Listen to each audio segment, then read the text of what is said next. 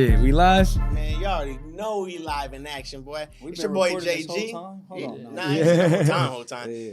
It's your boy JG, y'all. Yeah. You already know it's Jay Jonah. Diving on, into man. a new episode, y'all. Man, this Hennessy already kicking in, my Nah, bad. For real. But we season 10, episode 7, Jay. 7, bro. And if you can hear already, we don't just have one guest, bro. We got Facts. 2 in this motherfucker. This is an Man. epic day today. You know what I'm saying? Season 10's already rolling up, bro. We had Bay Area. seasons? We have Vallejo legend last episode, last guest episode. We had G Stacks in the building. Dope. Now we got to finish off, you know what I'm saying? We got to get the 415 legends in the building. You Say know what I that. mean? Come on, man. We You out already here. done. Come on, man. You Round of already- applause. Come on, y'all already done Hey. seen it by the title and already seen him on camera, bro. But if y'all don't know who the fuck is in the building, bro, we got Stunnaman and GunnaGoesGlobal, Come on, bro. man. You Get feel me, man? Stay with it! Hey, fun fact. Hey, yo, you have the same initials as me, JG. And Jay Jonah is what they used to call me because that's my real name. You know what I'm Stop. Come on, Okay, man. okay. We out here. Wait, Jay wait, Jonah, wait. come on, man. Stay with the J's, though. Come No on. cap. Hell I didn't yeah. know that, though. Shout out. Yeah, just out. you got to put the exclusive on the podcast, man. Because how they gonna know about us if we don't tell them? You know what I'm saying? And you only get exclusive stuff like this while you on a Blowing Smoke podcast. I promise, bro, that he didn't just start talking like this. He's had this energy before, right when he on, walked man. in the As soon as building, he came bro. in the door, how you doing, brother? Real humble, real cool, calm, collective. Like, man, Stunner man. Like, Man, what we don't fake it, we Facts. make it. Man, Thanks. then we got Gunna over here. Going man. global. Okay. What's up, man? Facts. How both of y'all doing, man? How's life treating both of y'all, man? How you feeling, Gunna? Terrible, suicidal, and Whoa. my mental is just not where it needs to be. And I'm not being honest, but I'm saying this because anybody out there going through it, reach out, let somebody know you need help. Hit I'm that doing suicide great. You hotline. grab You're doing somebody great. I like- right there. I like how you grab did that, somebody man. right there. 'Cause a Be lot of time- transparent, let people know you You need know, help. Gunna, you know what I like? Why I like you did that? Because a lot of people will see you and see somebody in your position, your disposition. They'll never think you're going through anything. That's a There's a fact. lot of people of power like yourselves that aren't in the position to be vulnerable because they're the strong friend. They're the strong person. So for you to do that, it let people know, like, hey, if you one of them people that's at the top, or you one of the people everybody depend on, you the rock of your civilization, your foundation, man, it's okay to speak up because, you know, your folks going to have your back. Say that. No, but I mean, you speak on it. Let's get into it, bro. I mean, Yeah. For you, what was your hardest transition? It's been a great couple of man. years for you, man. What was your hardest transition from humanity to damn near superstardom? Bro? Man, Like, what was it's- that hardest one? It's the biggest thing was like not being hella vain, but this gonna sound hella vain, and realizing that we at the point where we are stars, and it's crazy to say this, but we are celebrities. Like we don't move, we're not able to move the same way as we used to, and it's like we didn't necessarily change, but the environment changed, and the environment includes people, things, and places. You know what I'm saying? Whereas you go to a place and I'm begging the DJ to play my music, going from like it can seem like, damn, like you not playing Stunnaman music when he come in or something like that. It like kind of don't make sense, and it's where it's always humble, where it's like I never go nowhere expecting somebody just to play my stuff, but I'm always grateful. And beyond that, just seeing how people treat you, where it's just like, damn, what's up, Stunnaman? And this person 2 years ago, you wouldn't even remember my name. So you know, it's crazy, and it's like I majored in psychology. You know what I'm saying? I've dealt with my mental health situations, going through depression, going through stereotype threat, going through what's that one, imposter syndrome, saying like, damn, do I really deserve to be here? But Imposter syndrome. That's a real one. It's A lot a of people huge have one, one right now. I and feel like. What is, if you can, like, give me a it's definition basically on that? saying like, bro, you got this dope ass podcast. You told me off camera you about to have an amazing meeting, and that could change your life or whatever. And it is gonna keep changing your life despite that meeting. But you going and sitting in this podcast and getting the love you get, saying, do I deserve this? Am I really deserving of this? Right. It's like say like the Warriors just won the championship. Shout out to them. If the Warriors were to ask one of the players, be like, damn, did I deserve to win the NBA championship? Knowing you put in that work. You know what I'm saying? Like by the time Big Steppin' came out, it was no point where I was having imposter syndrome because I was running Lake Merritt every day and working out and training for it and saying in my head, like, bruh, I'm going to make this as big as possible, and went beyond my expectations, and it's still growing. But it was times where, like, I was going through life and being at St. Mary's and being at school and just thinking, like, damn, do I really deserve to be here? Do I really deserve this? And I think a lot of people go through that and never express it. You know what I'm saying? So That's I just went on one. That was my rant for the, nah, for the that podcast. was man. Hey, we right here with y'all. Real quick, what yeah. year was the St. Mary's? Where'd you go? 2019. So it's crazy, man. It's crazy how things go full circle. So initially, I went to college in Loyola, New Orleans. We off camera, we was talking about we went there. Hey, have Gunna make some juice for you one time, man. That's a Gunna I'm special. not ready for juice behind the scenes. Yeah, I'm like, we not gonna ready hook for you no up. But so juice. I went to New Orleans, man. Initially, had the greatest time of my life. Unfortunately, I ended up dropping out, just dealing with mental health issues, physical issues. That's why support system is huge. You got to have a good support system. I ended up dropping out. That was the best, worst thing that could ever happen in my life, because when I dropped out, I had in my mind, like, what do I really want to do in life? I knew music was one of the things I love, but I knew I wanted to get into acting. If I can just ask Yeah. you, whoa. Yeah. Actually, keep going. Yeah, so I end up just having a mindset, like I was like 60 days in of just every day making YouTube videos and just knowing I want to act, making Instagram skits. And I ended up in my partner's room recording a song. My partner's name is Nat Talbot. So Nat Talbot has a brother named Joe Talbot and a best friend named Jimmy Fails. They were writing a movie that's called Last Black Man in San Francisco, which is now the biggest independent film to ever come from San Francisco. So in my it felt like a phoenix coming out of the ashes, because in my failure, Phoenix coming out of the you know what I'm ashes. saying? In my failure, I found one of the greatest things that I ever did. I found myself. Feel me? I was able to establish my equilibrium, which is my mental, physical, spiritual, emotional, psychological, financial, and moral health and stability. Beyond that, I found my career path. So, you know, that happens. I audition. 2018, we shoot the movie. Gunna in there with me, Tim Millie, Milk, Javon, whole bunch of dope people in there with us. Shout out Joe and Jimmy. Shout out everybody. Jonathan Majors. Yeah, Jonathan Majors, man. He's a dope individual. Danny Glover, Tashina Man, Arnold. come on, Mike Epps. Epps, Wow. come on, Damn. Sam Yeah, Quinn, a lot of people was in there. Willie Hey, Hill. your kids, Hey, you with the family on? yeah, I come see on, you. man. It was in that's that thing. bro. It was a lot of autonomy, because it was dope that the writers, the production, the directors allowed us that autonomy, but they gave us that respect. It's our city. Yeah. Like who's gonna help display our city better than us? Right. So basically, we shoot the movie 2018. Full circle moment. I end up going back to college like 2016, 2017, and then 2019 comes. The same week that the movie comes out, it premieres in San Francisco, in our and down the street from our neighborhood, in our city. Huge production is the same week I graduate from college. So it's like, bro, like it's like one of them storybook things where it's like, damn, you went through all of this many stuff, and then dropping out of college, you find yourself, you find your career. Only the same week you in a movie, then one of the things you wanted to do your whole life. You feel me? You graduate college. So you know, that's one of the things. I don't know how we got there, but yeah. Nah, yeah. but I love your perspective in Yeah. that though, bro. Because at the end of the day, you can still at that moment not even care about school, but the way you did, the timing of it, you still found a way to actually. And for a moment I didn't, but I had to realize it's bigger than me, like, because now I get a lot of people.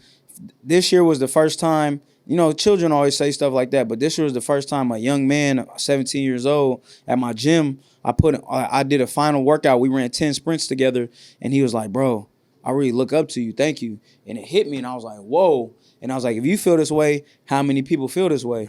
And then it's like I went to school for psychology, and then that's when we started coming together and saying, man, we got to do something that can impact these children. Because I know when I was 11, 12, 13, when I was in high school, I was going through mental health stuff that I didn't know who to ask about. So then we put together the mental health tour. Gunna was a part of that. My team a part of that. Shout out Still Winning. Everybody in Still Winning. Here. I got it You know right what I'm saying? So, you know, thank you, bro. And then we end up going to about 5 middle schools and high schools all together. And, you know, the summer came, so we didn't get to go to as much as we want. But fall, man, we trying to come to Stockton. We trying to hit the whole NorCal, SoCal, whole West Coast, and then eventually the whole world. So, Hell all yeah. right, I'm done with my rant. No, You know what I'm you good. saying? No, I Gunna, gotta holla ask at him, man. I Come gotta on. ask Gunna, cause speaking on. No cap though, but like Hey, my come thing get in right here now- real quick, man. Let him know you're here. Speak on the 415 and doing that. I Yeah, gotta yeah. know, So you got like, two as a phones in the back? tourist for Come on, man. myself, you feel me? Like, what is the biggest misconception that people have with San Francisco? That we gay.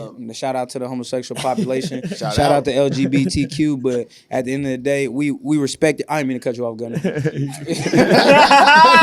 this nigga is low key, like, bruh. Hey, but at the end of the day, we do respect My city everybody. too, nigga. It's my brother, so it's all good. Nah, hey, we respect everybody's preferences, so we don't want anybody to feel slighted or rude, but sir. that is a huge misconception about us. The thing about San Francisco is we are a very tolerant city. So beyond the, when you come to San Francisco, people don't realize the fact that when everybody was going to New York, immigrating, they was also going to Ellis Island. When it comes to the diaspora of black people coming from New York and the South, the Navy, one of the first places they allowed black people to work was in San Francisco.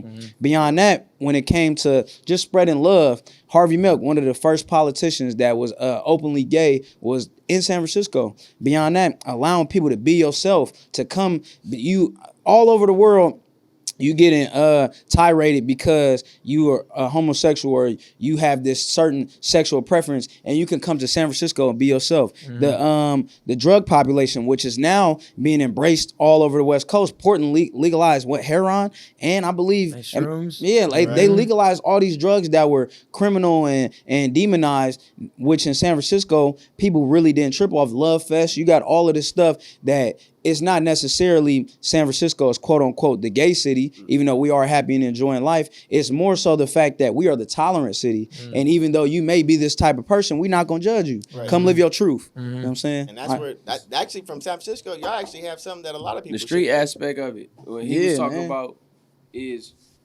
like the media. So when you come to San Francisco, you've got the Castro district, which is it wasn't even LGBTQ. It was a gay community for white men, and we learned that when we were raising money. Facts. So what happens in the media is shout out to them for donating. You paint Oakland as a terrible place because it's predominantly black, higher concentration. When it comes to San Francisco, you focus on one part of the population, which also boosts tourism.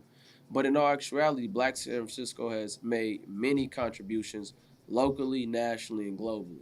From the hip-hop scene to the cultural influences to the athletes, you understand what I'm saying? Correct. We've done a lot, but very seldom have we had platforms. So like the last 22 years, when you look at Northern California, when we look at California in general, San Francisco has been a huge part of that. Messi Marv, you understand what I'm saying? Yes, San sir. Quinn, JT the Bigger Figure, Cool Nut, Stunnaman02, myself, GunnaGoesGlobal, Yada, Larry K.E., Yace. Larry June, Lil Yace, Kayla. Llama, Kayla. Bean, Prezi, Zay, Chezzy, man. Drew Shout out Bees, to Gay. Ice, Professor Gable, Lil P, yeah. Family Not a Lil Group. P, Semi-Auto C's, Lil Yee, Man. Mees, Keep it going. Heavy Baby. God You get what I'm damn. saying? Yeah, come on, man. So many that Rod Dizzy from the VG. You said Buddy Benz? Buddy Benz, of course, man. Man. Can't That's forget San Francisco Buddy we talking Benz, about, you get what I'm y'all. saying? It's a city. Your boy, Big Rich, Bailey. It's so many people that, and if we didn't name you, it don't mean you're not important. We just off the you going top. crazy. So I'm saying. all of They around these the smoky people smoke. have Come made on. contributions. Whenever you see people with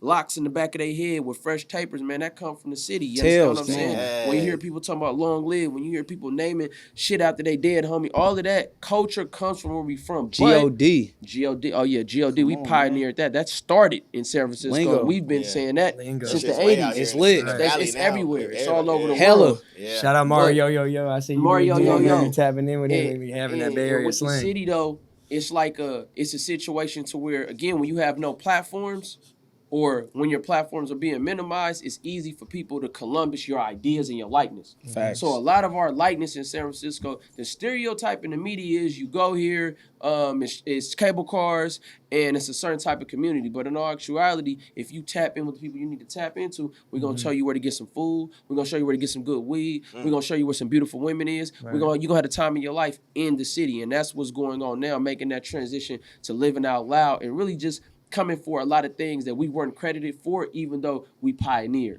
So it's the misconception of that. Shout out to the town. Come on, man. I just don't like the way the media deliberately throws them under the bus Facts. to boost tourism in San Francisco. And Facts. then also, don't think everybody around here breaking your windows and it's bums everywhere. Well, Man. people who are displaced everywhere. That didn't From what I'm happen really looking with like, bro, I don't gentrification. know, bro. Come out there, you good. You just shouldn't be having all your life. You shouldn't have all your belongings in the car anyway. I You get know you. what I'm saying? I get you. Anyway, And yeah, that definitely. all comes from us not being able to live there. Rent a cycle. is 4, 5, 6, 7, 8,000. What you gonna do? That was gonna be People's- my thing. Gentrification. Do you think the system was like how it was started is kind of what made it build to? Yeah, that, I mean, but black people that came to San Francisco, like Stunnaman02 was saying, a lot of them was in the military.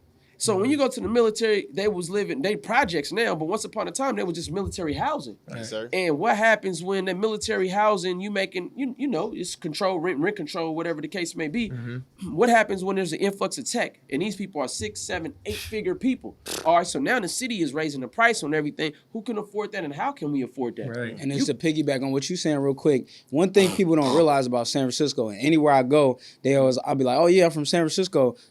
First they say, there's black people out there. Second, they don't realize San Francisco, no slight to nobody, not to say we cooler, but San Francisco actually has the most housing projects than any other city in the Bay. Beyond that, California, we've got the most projects. Literally, like that's a statistical fact. Beyond that, when it comes down to it, it's crazy, right? You would never think. So let me give you a brief history. Like, Turkwood projects, OC projects, Pastry projects, Death Valley projects, Sunnydale projects, Geneva Towers, Oakdale projects, Harbor Road projects. Then you get up North Beach projects, Double Rock projects. We come from a city where the black population is projects, which is why we are the way we are. Go watch our music videos, you're gonna see we're not in nobody's neighborhoods. We're in projects or redevelopments that were Turkwood Tower projects, side. of course. So all of these things that we ain't come name from, everybody like, again, but that don't mean we don't love and respect Alamany projects, Army Street projects, Valencia Garden projects. Like we got more projects than any city in California. Right. Literally. That's where we come from. Beyond that, what people don't understand, that even though we might Trail not Hill have, projects, literally, you know what I'm saying, we might not have the lowest socioeconomic in terms of economics because we live in one of the richest cities in the whole world. Per capita, but more we have billionaires per capita anywhere else in the world. But we have the greatest, literally crazy, right? But we have the greatest disparity. And what do I mean by disparity? The wealth gap between somebody living in the projects and somebody living in Pack Heights or one of these big neighborhoods, one of these billionaires, is the biggest in almost anywhere in the world. So you got somebody who lives in the projects where their median income might be $10,000 to $20,000, maybe less than that. Where these other people, the most billionaires in the world, they're literally clocking billions of dollars. Right. So literally, you know what I'm saying? So it's like when it comes down to that, it's just great disparity that people don't see. I call San Francisco a Rubik's Cube because it's small in term, it's compact. It's like, it's like 6 by 8. You feel me? 48 square miles, right? Something like that. There's a lot going inside. But when you're doing it, people. It's 800,000. It was 1.2 million. The population for the first time since 2010 dropped to 850,000. You know what I'm saying? So right now you live in this crazy Rubik's Cube that's so complex and unique that when you spin it, you think you got to figure it out, but you only got one side. But if you spin it this way and go through this block and hit this right here, you end up over here. It's crazy, man. That's why the city is so unique. That's why the whole Bay is really unique. Even Northern California, y'all too, Stockton. Shout out Stockton for sure. Shout out Stockton. But then, like, just to think about y'all, like when you grew up as a kid, you know what I'm saying? That's a big ass city when you look up as a kid. Man, for sure. You don't go nowhere when you grow up black in San Francisco, though. A lot of us are minimized to our neighborhood or our projects. Like, you got a lot of people born and raised in San Francisco. They've never been on a cable car. They've never been to Golden Gate Park. They've never went nowhere. Yeah, because we're in poverty. Man. It's extreme poverty. And when you think of it, if you got a candy house, access to a mini market, what do you need to leave for other than to get clothes? And usually that's your mom, your dad, your grandma, or your auntie that's going to a mall to get you some clothes. That's a huge misconception. Yeah, like you from Fillmore, why would I go anywhere else unless it was a birthday party as a kid, which is the only time we did go to. If you from the point, what are you going to do in Fillmore? And we are territorial, and we're territorial by culturally, not San Francisco, but us as black people, we tend to be territorial, but when you're in poverty, all of that shit costs.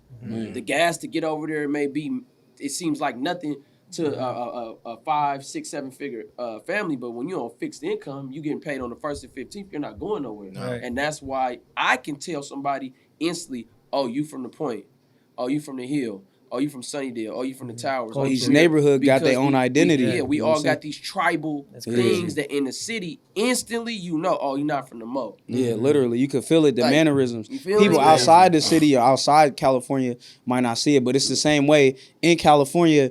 Us and somebody from LA talk different, walk different. But when I was in New Orleans and Louisiana, me and somebody from LA was closer than anybody in the South because we understand. Y'all can relate. Yeah, Y'all literally. In some things. I feel like me and Gunna was fortunate because our upbringing and the people who raised us, we are products of people who are not necessarily from San Francisco. My dad's from South Carolina. My mom is from Rhode Island. My mom's from Owensboro, Kentucky. My dad's from Honduras. Wow. So we, even though we born and raised, we Yeah. first generation San Franciscan. So even though we adopted or we grew up in the culture, we also had these teachings from the South and from different places where it's cultural, and beyond that, it's you're gonna experience these things. It was times where a couple of my partners wouldn't get Christmases.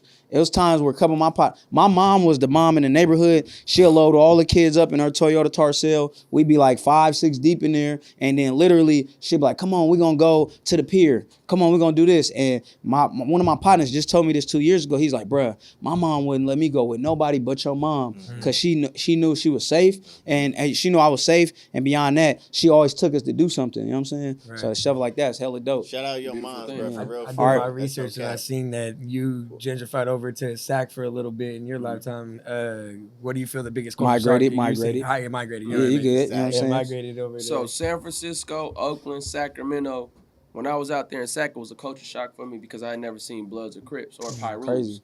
So when I got out there, Dope though. it was, to be honest with you, I was looking for SIBO. But I didn't know. This guy. Because we I'm grew in up Sac. Yeah, like, where's we SIBO grew up- at? Yeah. We grew SIBO. up look, like SIBO was like God in the city at one point in time when For he the dropped ones the that don't know, enemy if of you the don't want to state. say your age, Pop, how old are you?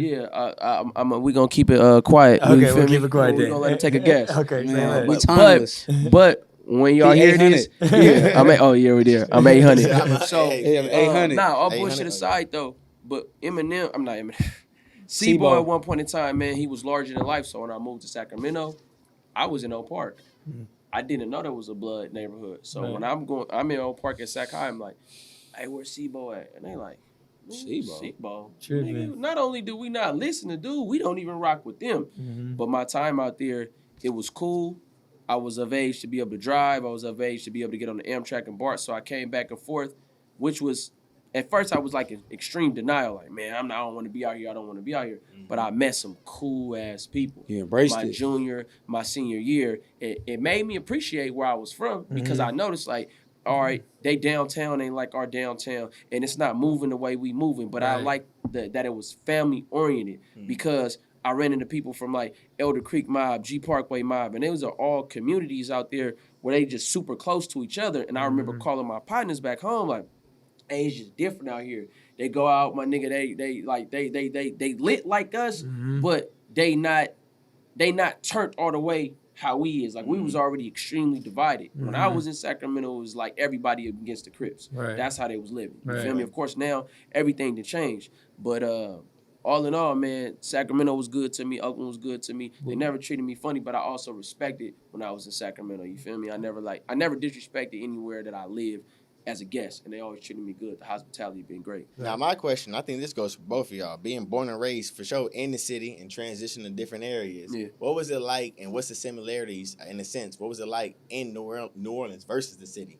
New Orleans, the similarity is that when you go to New Orleans and you do a 360, it's unlike anywhere you ever been. Literally, the food, the culture, the architecture, you can compare it in its similarities. I'm a food guy, bro. Give me a food. Bruh, po' boys, Oysters was to die oysters, for, man. gumbo, beignets, hush puppies, crawfish, fried alligator, okra. Bruh, you could go This literally nigga go. said hella okra. shit from New Orleans, Yeah, though. yeah, Like, come on, nigga. you could go. I don't even Okay. really And eat. do you remember the spot we went to across the street? Like I'm assuming gumbo all shop. of they. Nah, it's like a corner store. I'm assuming all their corner stores got fried chicken. Oh and yeah, fries so and it was food, in like, it was in North Claiborne. You Man. just gotta ask for the Asian fried chicken, and I know it sounds very culturally unpolitically correct, but out there they literally say, "Oh, you talking about the Asian fried chicken?" It's a spot. I think it's called Manchu fried chicken. That it's a corner store. They got the best fried chicken. Beyond that, it's a gas station called Magnolia Discount. They got the best biscuits. You feel me? So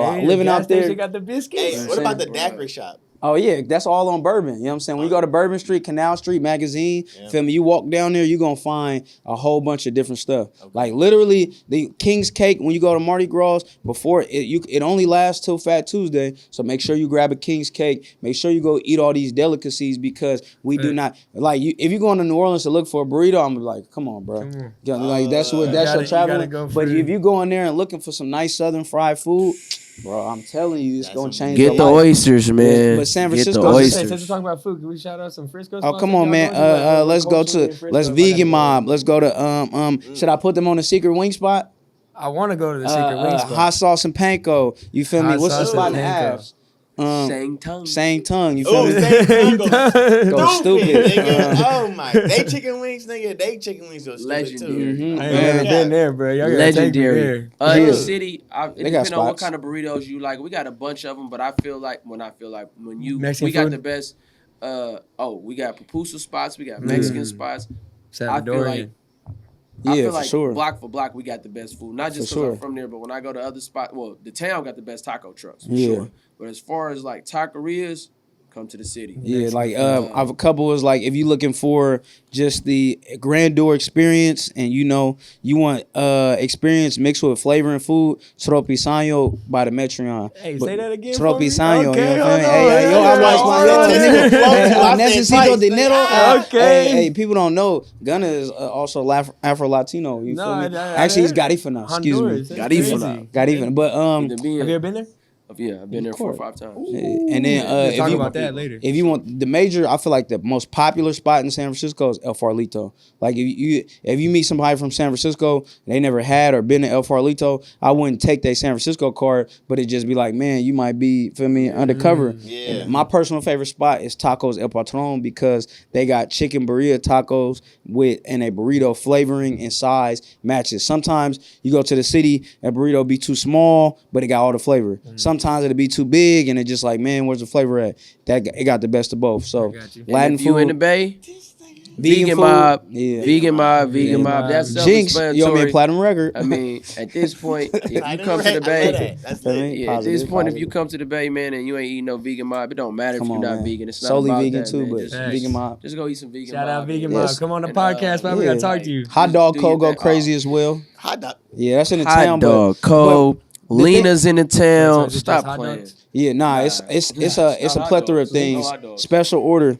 Hey, that's my push up. It's I'm not gonna links. do it right now, but it's my push up meter. It's I got links, it's barbecue Yeah. chicken, Oh, you barbecue ready? ribs, I got it, yeah. macaroni, I beans, all that type of stuff. We start big flexing right Come now. on, we gotta hit. Usually, like I was chilling today, but every hour I hit like a certain amount of push-ups and sit-ups. You know what I'm saying? good. Just to stay on it. You feel me? Hour though, every hour. Bro, Every body hour. weight is the best workout. Yeah, for sure. People think I gotta go put 300 pounds on. Nah, bro, just Nah. do 50 push-ups. Yeah, you could do it. Nah, you literally Push-ups is the best. look up Herschel Walker, Pull-ups. Ray Lewis. You can do You feel me? pull-ups. Gunna, I'm gonna bring up a little bit of music real quick. One thing that stood out to me the most is your Blue Klux Klan video. Ooh. So I really want to know. Ace, didn't you direct that?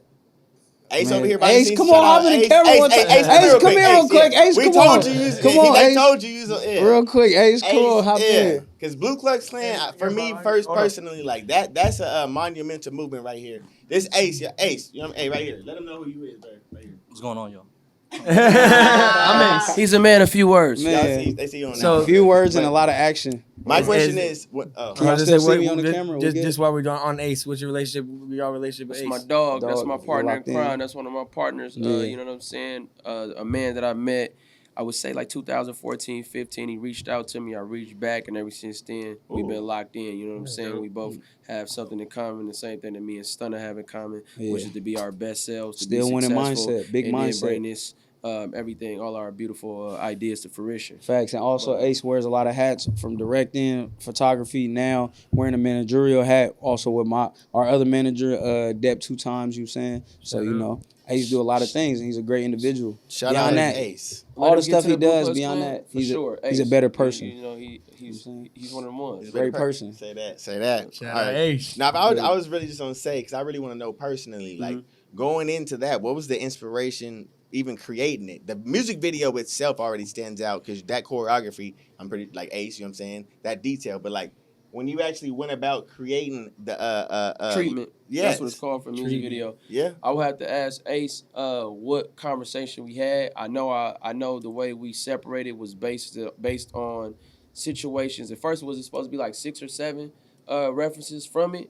Of course, the beginning was a shock value of the actual music video when the cop is depicted in a certain way. But it was really just to show people how ridiculous it is for you to kill someone based on BS. Because when you look at the situations in the music video, when music video, when law enforcement sees that cop laying there dead, it's this feeling you feel. But we seeing this with men, women, and children, unarmed.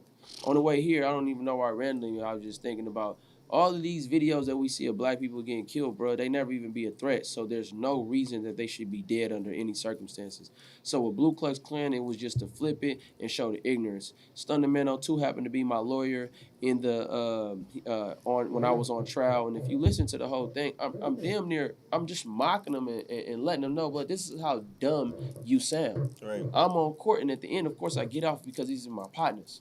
But it was meant to be a mirror of the hypocrisy that we living in and the ridiculousness of the judicial system in the United States of America. Right. They failed black people.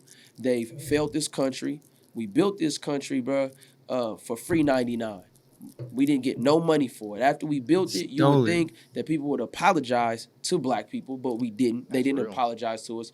During Reconstruction, we were able to not only build, we were self-sustainable. So the Blue Klux Klan comes from, they went from slave patrollers to cops, and then they created the Ku Klux Klan after Reconstruction because they were so upset that black people were flourishing, and then they introduced Jim Crow, and then of course the Civil Rights Movement, and then the crack era, and then you've got the modern time. So this mass is incarceration. all mass incarceration. It's all an extension of the roots of this country, which is slavery. So when people say slavery don't matter, okay, what's your last name? My last name is Glasper. Okay, your last name? Tristan. Is that an Aztec last name or a Mayan or an Inca last name?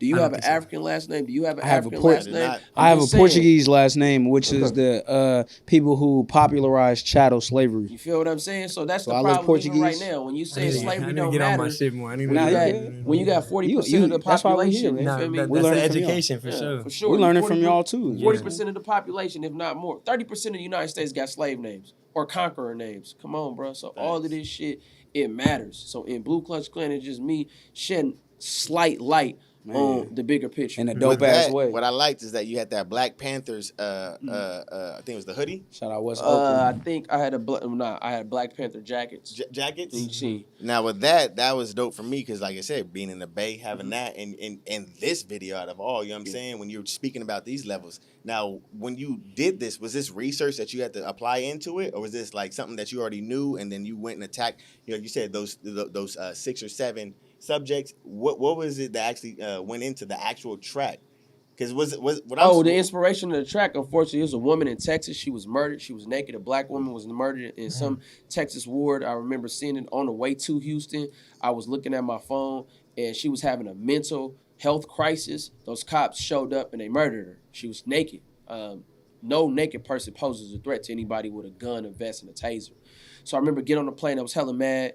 And I was just like, damn, bro, all of these videos of us, which is why to this day I don't watch the video. I never even though I was protesting, I never watched George Floyd video. I don't watch no black people getting killed unarmed. I don't do that shit. So on the plane, I wrote an acapella. I landed in Houston. It was a lot on my mind. I went out there to make like fun tracks that I end up releasing. But I got in there. Shout out Lit Sherm. I'm like, hey, my nigga, you got some beats?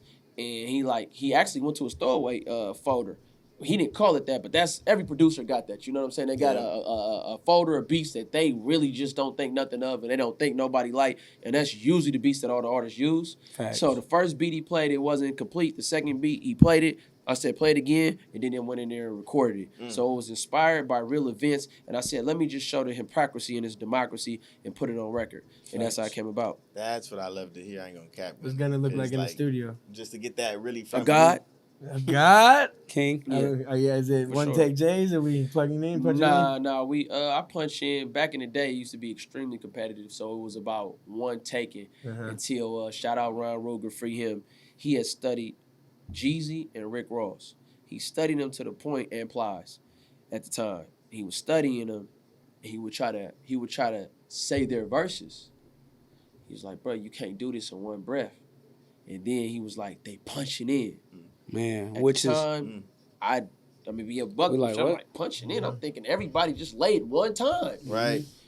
And after I was arrested, unfortunately, and I was in the feds, I began studying music more. And I'm like, oh, this is why every single word that they say is so strong is because they're punching in. So I do punch in. And That's the way. respect, though. That's the way I recorded Big Steppin'. I got verses where I went in there and I took one take to do. But when I recorded Big, you like as an artist, you develop and you get out your ego so much so to where you like, man, I'm not just trying to get in there and do it in one take. Nope. I'm trying to make it sound the best as possible.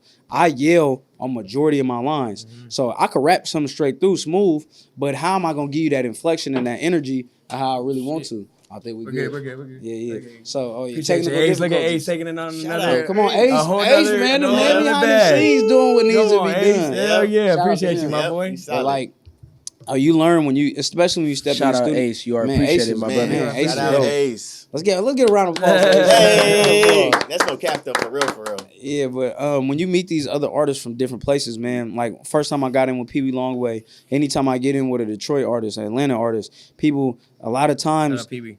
he's dope as hell. A lot of times they're not writing, 2, they're having fun, and 3, they like, man, just get in there and say whatever. And then when you done, come out. And it's literally you punch in, like coming in there, and I'm like, damn. I mean, the equipment is so crazy now. You gotta take advantage of it, right? And also Like, they cracked the code that where we are who we are. You feel me? We have our pen. We have the knowledge inside us. Like when we asked Gunna that question, he was inspired by something and he started writing, but he had this years of knowledge that he already researched and had within him and this intelligence to where it could just it come out in the form of that emotion. Yes. What a lot of people don't realize in music that sometimes you're going to compromise something every once in a while. And not always, but every once in a while. Sometimes when you write, you compromise the natural emotion of what you said it. Every artist done been in there and they said something and then they was like, oh, that was hard. And they try to replicate and I was like, damn, it don't sound like how I said it the first time. Sometimes when you prioritize emotion, you gonna compromise the bars. But what I've learned, especially with the way I record, a lot of times I spent a lot of my time freestyling and writing to make it as best as possible. So I'm not gonna compromise. Even if I'm not writing it, my writing I might be up here, but my emotion or what I'm saying, energy, yeah, there you go. Yeah, Emotion is yeah. there, energy is right there. Whereas if my energy is up here, my writing might only go down one notch because I'm still like, oh, I could say this on this bar. Like people don't realize Big Steppin' is talking about police brutality, double entendres, and most importantly, exposing some things that happen to some very player and great people. You know what I'm saying? So, Say that, no, for you know what I real, mean? for real. And ask, bro, with that is a fucking anthem, my dog. Yeah, Like I yeah. can't emphasize that enough. Gunna wrote it for me. I was just like, Hey, shout out, motherfucker. Without you, bro. I ain't but gonna like, lie. My bad, G. Go ahead. yeah, I really got a question on that one. Yeah, go ahead. I was like, bro, because that motivates, kids, moms, dads, adults, ourselves, things like that. But it's like, who really motivates you? What's your inspiration? Because everything I'm coming from, it's really from yourself. But what I'm getting from, even from behind the scenes when you was talking about, but like, what's your inspiration? Man, a lot of people. When it's just about me, I feel like I'll take the easy road. Like when I was trying to get in shape and I was like, damn, I just want to get in shape for myself. I was like, I deserve to eat this full large pizza. If I was like, when I was just getting in shape, I was like, I don't need to work out this hard. But when I was doing it for my team, when I was doing it for my mom, my grandma, my godkids, my loved ones, it was bigger for me. Beyond that, as I ascended or as I've grown in my artistry, I realized you always meet somebody where it's like you meet somebody's like, man, your music got me through this, or you meet somebody like, man, I really love your stuff. Now we're fans of people. Like I was a big fan of Cool John because we used to throw parties in high school called schmops because a situation happened when we threw functions to where we couldn't throw functions anymore. So we started throwing schmops. Yeah. So to hear Cool John get shot, I was literally like, how do you shoot Cool John? I was literally disdained and disgusted. So I just put that into the music. But man, constant motivation. I get new motivation every day. To one from that kid that tell me I'm his inspiration and he look up to me, all the way to the older person that might be like, man, y'all the next generation. And as long as you pushing and doing your thing, we in good hands. So man, it's always something new. It could be somebody who don't believe in my stuff and like, man, you motivate me. I'm not trying to prove you wrong, but at the end of the day, I know every time I go do something, no matter how good or how perfect I do it, there's always gonna be somebody that try to, you know, take away from what we doing. Like Steph just won a championship. He did so great, but everybody's still slighting him. You know what I mean? So it's just like Warriors in 6. man, no matter in any series. I was But yeah. What about you, Gunna? Any inspiration? What motivates you to get out of bed every me, morning? because I now look, My he hella musical serious. Look at inspiration him. was Tupac. The reason why I rap is my brother Almon, but I'm gifted, I'm anointed, I'm blessed, I'm chosen, and I know my gift is to communicate. So Facts. I've never like looked to the exterior for motivation. If it may sound vain or whatever, but my mother raised me, my parents and my grandmother to speak life into people and myself. Facts. So anybody that met me, probably dating back to as early as like 2nd grade, which my uncle was telling me, he's like 60 something. He was telling my daughter, like, your father's always been like this. So when I get low, I do listen to music. I got a strong spiritual foundation. When my grandmother, rest her soul, when she was here, I leaned heavy on her because she would reiterate the obvious.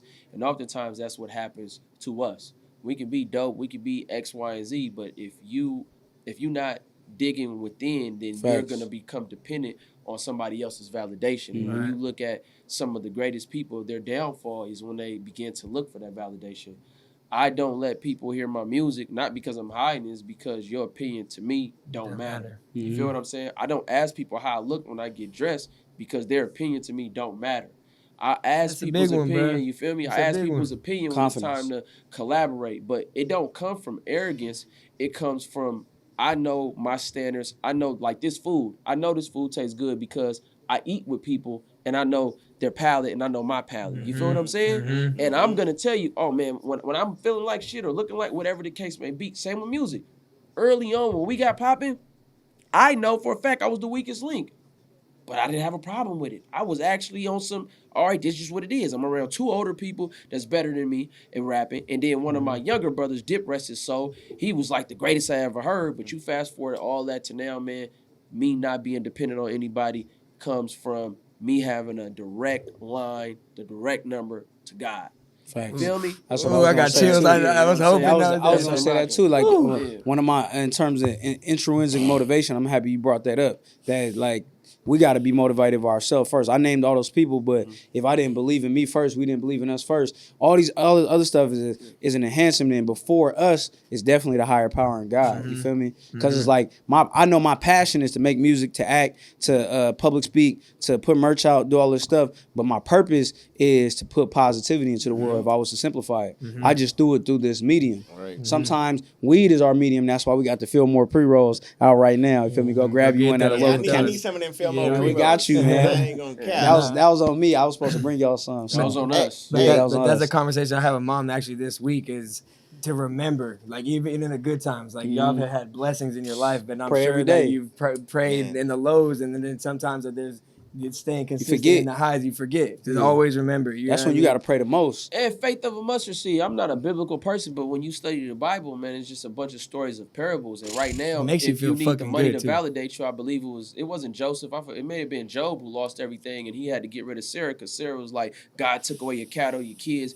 Got rid of her, he got everything, I think, 3 or 4 fold. So in life, man, anybody watching this, it ain't about being holier than thou. Just dig deep because you're going to be tested. And in times of adversity, you're going to have to rise above it. Ask him about his failures. We celebrating his successes, but ask about his failures and then ask who was there when it was just himself. He's going to be able to tell you the most high. Ask me about my failures. Ask me, I got an eye patch on my eye. How you think that happened? You know what I mean? All of these. Man, you got to tell that story, man. So easing into my question with that, if I can Yeah, it's actually grasp good. it, I don't want to say it with no disrespect. Is it disrespectful when people do ask? Nah, bro. I come from rocking. I come from a team of men who did something that not a lot of other people did in any neighborhood. You feel me? And with that, you get the praise and you get the accolades, but unfortunately, you get the L's. Like I talked to my brother Body, shout out Body, man. I say in this game, we can't win all the time. So my whole thing is, if I do X, Y, and Z allegedly, and I lose vision in my eye, all of this shit balance out.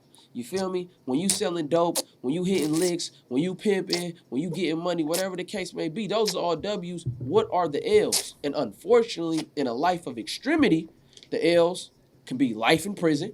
The L's can be losing your life. The L's could be losing a ligament or losing vision or being disabled, the case may be. So you got to balance that out, because when you hitting all the broads, you ain't tripping. When you got all the clothes and you waking up when you feel like it, not paying taxes, doing all this shit, you mobbing how you mobbing, it's all good. But when it comes time to be on the receiving end, now you the victim. Anybody tell you when I got shot, I wasn't tripping. I was on some, do my dick still work? That's the first thing I asked. Am I ugly? And do my dick work? They said, my cousin, she was in tears. She's like, no, your face is just hella swollen. And then the doctor said, we're going to take this tube out of you and your shit work. And after that, I was back in the field, because it's also what I signed up for. So I'm a realist. Perspective. You feel me? Anybody who talk to me in the streets, man, I don't never complain about the shit. The kids come up to me, oh, are you a pirate? And I laugh it off, because it's a genuine question. When the women ask me, they get all sensitive and shit like that. But I also wear this as a reminder of what I've been through, what I come from, and what I've overcame. Because my partner right here, rest his soul, he got shot in his head too. He did. My partner right here, he got shot in his head. He did. My partner right here, I think he got shot in his thigh with like a 22 and traveling. He's dead. So would they rather wear an eye patch or be dead? And 100% of people that's dead rather wear an eye patch. So that's how I'm rocking, man. I come from the street. Fuck. Gunna. God damn, For the culture. bro. For the culture. The biggest thing you said is you're a realist. You know what I mean? You put it together. I'm an optimist. I'm extremely optimistic, but I'm realist when it comes to this street shit and the pros and cons to it. Just like right now. Right. In order for him to be successful, he's going to tell you his privacy's been invaded. And that's just being realistic, bro. It's a price for success. It's always it's another side of everything. That's true. When I go random places, sometimes I may not be in the best mood, but it's a person that's gonna pull out a camera and put their phone in my face. That's actually the price of it. Mm-hmm. You know what I'm saying? In these streets, it's a price to pay. I don't care who you are, and you got to be ready for it. The world needed that. The culture needed that. I like the question. I love y'all. I was gonna say, but hearing both man, y'all, ask that shit, man. What's up? But being both y'all talk, bro. You wanna know who did it? What's going on? I was Get in there. No, but hearing both y'all talk, man, educated is number one that comes to my mind for both of y'all. Mm-hmm. And then just having literacy, like how important is that? Just, I say talking to the youth right now, how important is that? To college graduate, to have college dropout. Have that both book smart and street smart. Because I feel like it doesn't matter. You still know what you're talking about. College graduate, college dropout. Jesus didn't go to college. So a degree can't validate me. You understand me? I was born a scholar, born a genius, born a God, born great. And I'm not trying to cite it, but I'm just saying there's men out there. You feel me? What I'm telling you, what King David, what university did he go to? So the universities, if y'all didn't know, before them Greeks called it universities, they went to Timbuktu and they got the information from the continent of Africa. You understand? Before they burnt all the libraries, before they burnt all the documents. The information that I got, it come from the Most High. Like I said, I got the line. So a lot of times people go to college, and that's for you to get indoctrinated based on whatever field that you finna master, quote unquote. Mm-hmm. That's why you get the master's degree. That's why you get the doctorate degree. You feel me? But with me, since I have like I said, I got the direct line. I get to skip the line. Yeah. So the intelligence I got, they can't teach this at Harvard. You feel me? They can't buy it on Amazon. Anointed. They can't go on Amazon. You're and anointed. Get this, you feel me? I understand it now, bro. I understand it. Yeah, man. I feel like the best education as well is self-education, man. Being in these being in these different spaces. I've been going to private school since I was in 6th grade, and it wasn't necessarily, of course, that the academics was a different level. But it wasn't nothing I couldn't learn in public school. Beyond that, it was more about the connections in the network. When I self-educated, right now I got on my Audible, there's 30 titles right here. So is this your network? This is your net worth. And man, your network is your net worth. Talk you know your shit, so bro. when it come down to it, when I went to private school, the biggest thing about I was exposed to was not necessarily the knowledge, even though it was good and big, but it was more so going to one of my classmates' house and seeing their living room be the same size as my house, and then saying, whoa, a house this big is in San Francisco? Mm-hmm. So it's the exposure. It's like me and Gunna, we are anomalies, but we're not the only people that can be our greatest selves or as intelligent as we are. In the hood and where we come from, there's a lot of people like us. They just didn't get these opportunities. Mm-hmm. And in my class alone, there was 5 people that was submitted to the program that I went to. And I was one of, actually it was 6, including the other. It was more than that. I don't even remember it. But in my class alone, it was 5. And then within that, me and this other girl were the only 2 people that got picked. So it's not like the knowledge isn't there. It's just other elements come with it. But yeah, self-education, man, what you can teach yourself, as long as you get out your own way, man, it's huge. The ability to unlearn and then relearn and then apply, application, practicality. He said he was a realist. Being able to take something somebody tells you and apply it in real life, that's understanding wisdom and translating it into action. A lot of people don't have that. When they talk about cognitive skills, what are your cognitive, what is that critical reading skills? What can you read this one is, can you read the paragraph? Two, can you read the paragraph and analyze what's going on? Then people don't talk about critical this. thinking. Man, people don't talk talk I about read it, but did you read it? Did you read it? Yeah. And then beyond that, people don't talk about the next step is, can you read it, comprehend it, and then apply it? So as you know, that's what self-education does, because you learn, like Gunna said, nobody can't teach him nothing that he got. It's anointed, but it's also, he learned a lot through experience. You know what I'm saying? Experience. And listening to your elders. Didn't Facts, mean to wisdom. cut you off. I didn't want to intervene. I've been a student. I've been a student of life since a child. Rest my grandmother's soul. She was 60 years my senior, and that woman she taught me how to shut the fuck up and listen. So wisdom comes from learning from other people's experience, or whether it be negative, whether it be positive. It's a difference between education and it's a difference between information. When you look at the free-minded movement and energy that I display, that he displays, is because it's an unorthodox approach to success. In school, I do not believe they could have taught me exactly what I needed to do to get to where I wanted to be. I feel like schools, like he said, you go there to network, and it should trigger your passion. It should expose it. With Steve Jobs, it was not a college graduate, just like Bill Gates wasn't. When they got there, they figured out what they needed to figure out fast, and they got up out of there. Now, some people, go get your degree. I'm not going to discourage nobody, man. Get your 4-year degree, your 2-year, your 6-year, your 8-year degree. Because for some people, that's a safe haven, and it's going to lead them to the pot of gold. Right. But for other people, you may have to get a trade, get into entrepreneurship, or just take that chance. But do not be discouraged if you don't have a degree, and do not feel entitled if you do have one.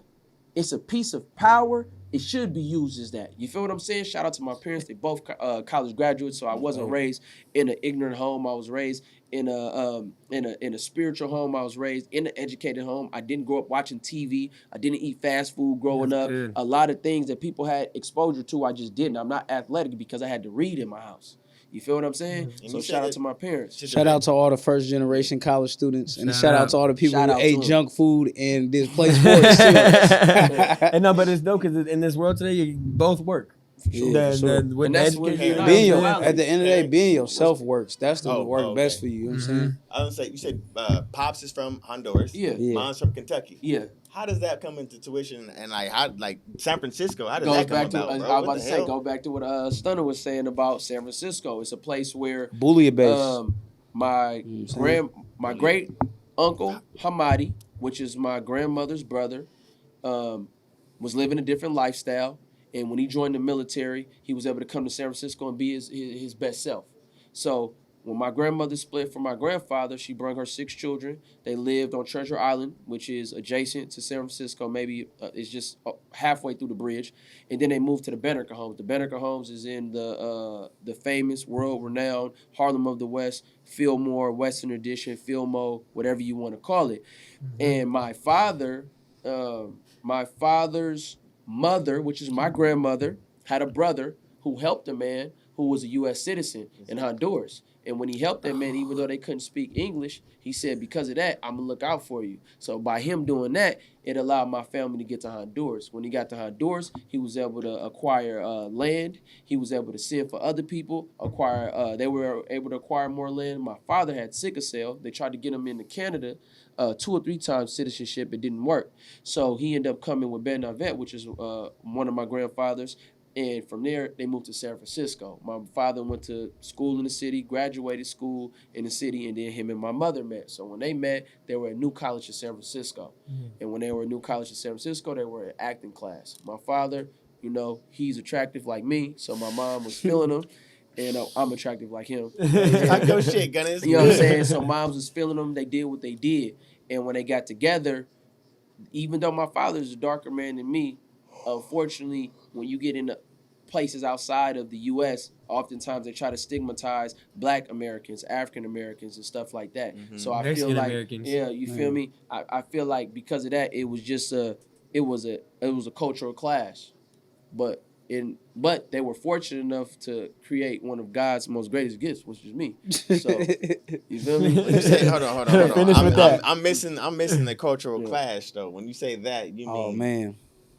I'm missing it. Like, So outside, man, people just being fully transparent, bro. People look at the media to judge black people in America. When you look at the media, it's either we're criminals, we're lazy, we're shiftless, we're users, just like the complete opposite of the beautiful people that we are.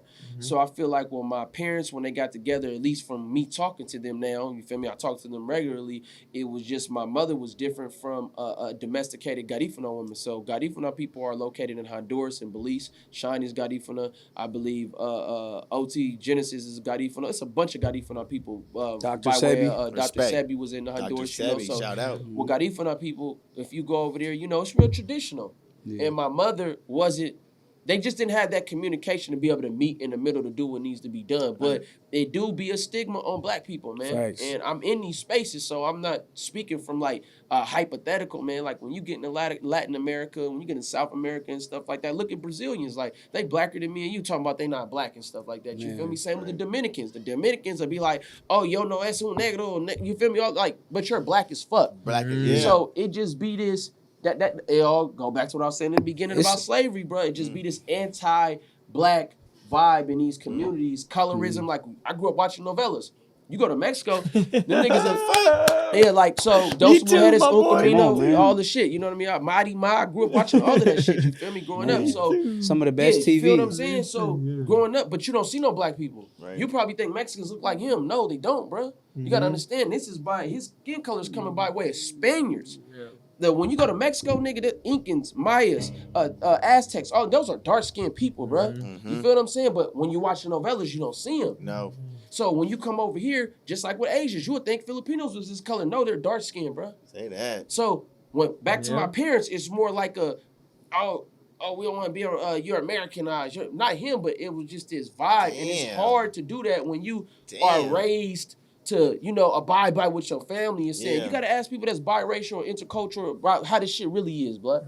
Man. Really, really, really is, and how people really feel about black people. And it's just behind closed doors, people know what it is, but publicly, that's why you see us getting killed, and not a lot of people really moving because they don't value us. We not, and the media don't portray black people as humans, blood.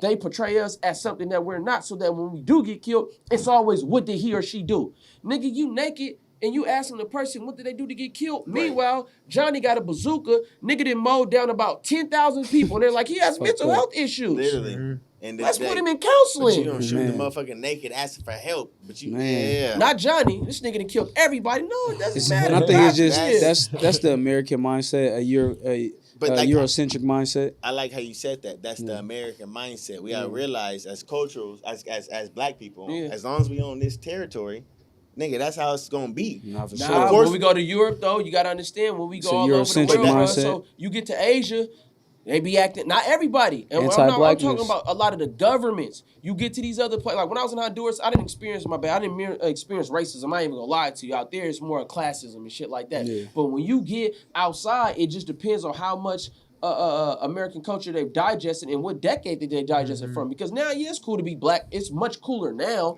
because we got social media. Right. But before social media, it was my parents, man, wasn't no social media. It was the news, the radio, and the TV. And unfortunately, they didn't paint us in a good picture other than the Cosby Show. I think being black, you live on the extremity of each spectrum. On one end, if you're a successful black person, you go to a place like China, they be like, oh my God, you're a rapper? Oh my God, you're an athlete? You go to these different places and you're idolized. You're seen as a god. You're seen as all these things. Another way is you're demonized like that. They had, when COVID happened, there was a place in China where they kicked out all the people, all the Nigerians and all the people who were black, and kicked them out, literally out of the country. When Russia announced that it was going to Ukraine to fight, all the black people, all the Nigerians couldn't lead a city. They literally said, black people, we're prioritizing everybody else. This is happening all through every culture. And it's like what a lot of people do and a lot of other people get the benefit of is to be a normal person. You get to be a human. Either black people is either you're a demon or you're a god. Or you feel me? You demonize or you feel me? Ain't no middle. It's not no middle ground. And then black people, we don't, to a degree, we've been brainwashed. You know, I try to treat everybody with respect, regardless of race, whatever color, creed. But it's like a lot of times black people, we've been brainwashed to not even treat each other like humans. You know what I'm saying? We need to be able to have that space to where we can be seen and treated like, not normal, but treated like humans in general. That's why I love the movie was in, because you see black people in every spectrum and every emotion. And we emphasizing black because too often people talking about people of color to color. Listen, everybody got a different plight and a different fight. Right. Don't bunch us all together because right now, this brother's Latino. He's going through, his people is going through a different plight than mine. Just like somebody who may have a different religion based on what happened in the terrorist attacks. They're going to have a different plight in life, just like somebody who has a different sexuality. So stop bunching us all together. And then when it come time to be a recipient of relief, now black people is the last on the leash. So I'm not with all of that kumbaya, everybody together in the front. But then when the money is dispersed, it's like black people last. Nah, bro, if you're going to be an ally, be an ally. If you're going to be for humanity, be for humanity. Because that's what I've always been on and believed in. Yeah, we gonna funk. Don't say, oh, black people got to stop killing each other. Man, look at World War I and II. When all the white people killed each other, they didn't say, oh, we got to stop killing each other to be humans. Man, war is a part of what men do. Chinese men is killing Chinese men. Japanese men is killing Japanese. When you go to Mexico and the cartel rocking, who you think they're killing? Mexicans. Come on, bro. So that's for all you idiots out there that love to say black people gotta stop killing black people. Yeah, Why No, is that? dummy. Like, It's been like that. It's up. It's stuck in certain situations, but I'm not promoting that. You feel me? But that's what it be. That myth of black on black crime, For sure, bro. when every quote unquote race or demographic commits crime against itself the most. You know what I'm saying? Because we live in segregated communities, and people in the communities that commit crimes where? They're not driving to commit crimes, they're committing crimes in their community. When John sells Bob a fucking pill that he ODs on, is because John and Bob live in the same community. Facts. You feel what I'm saying? So add some context to these things that y'all talk about, and let's get to the bottom of it and spread more truth, more information, more knowledge, because we mobbing, man. My question.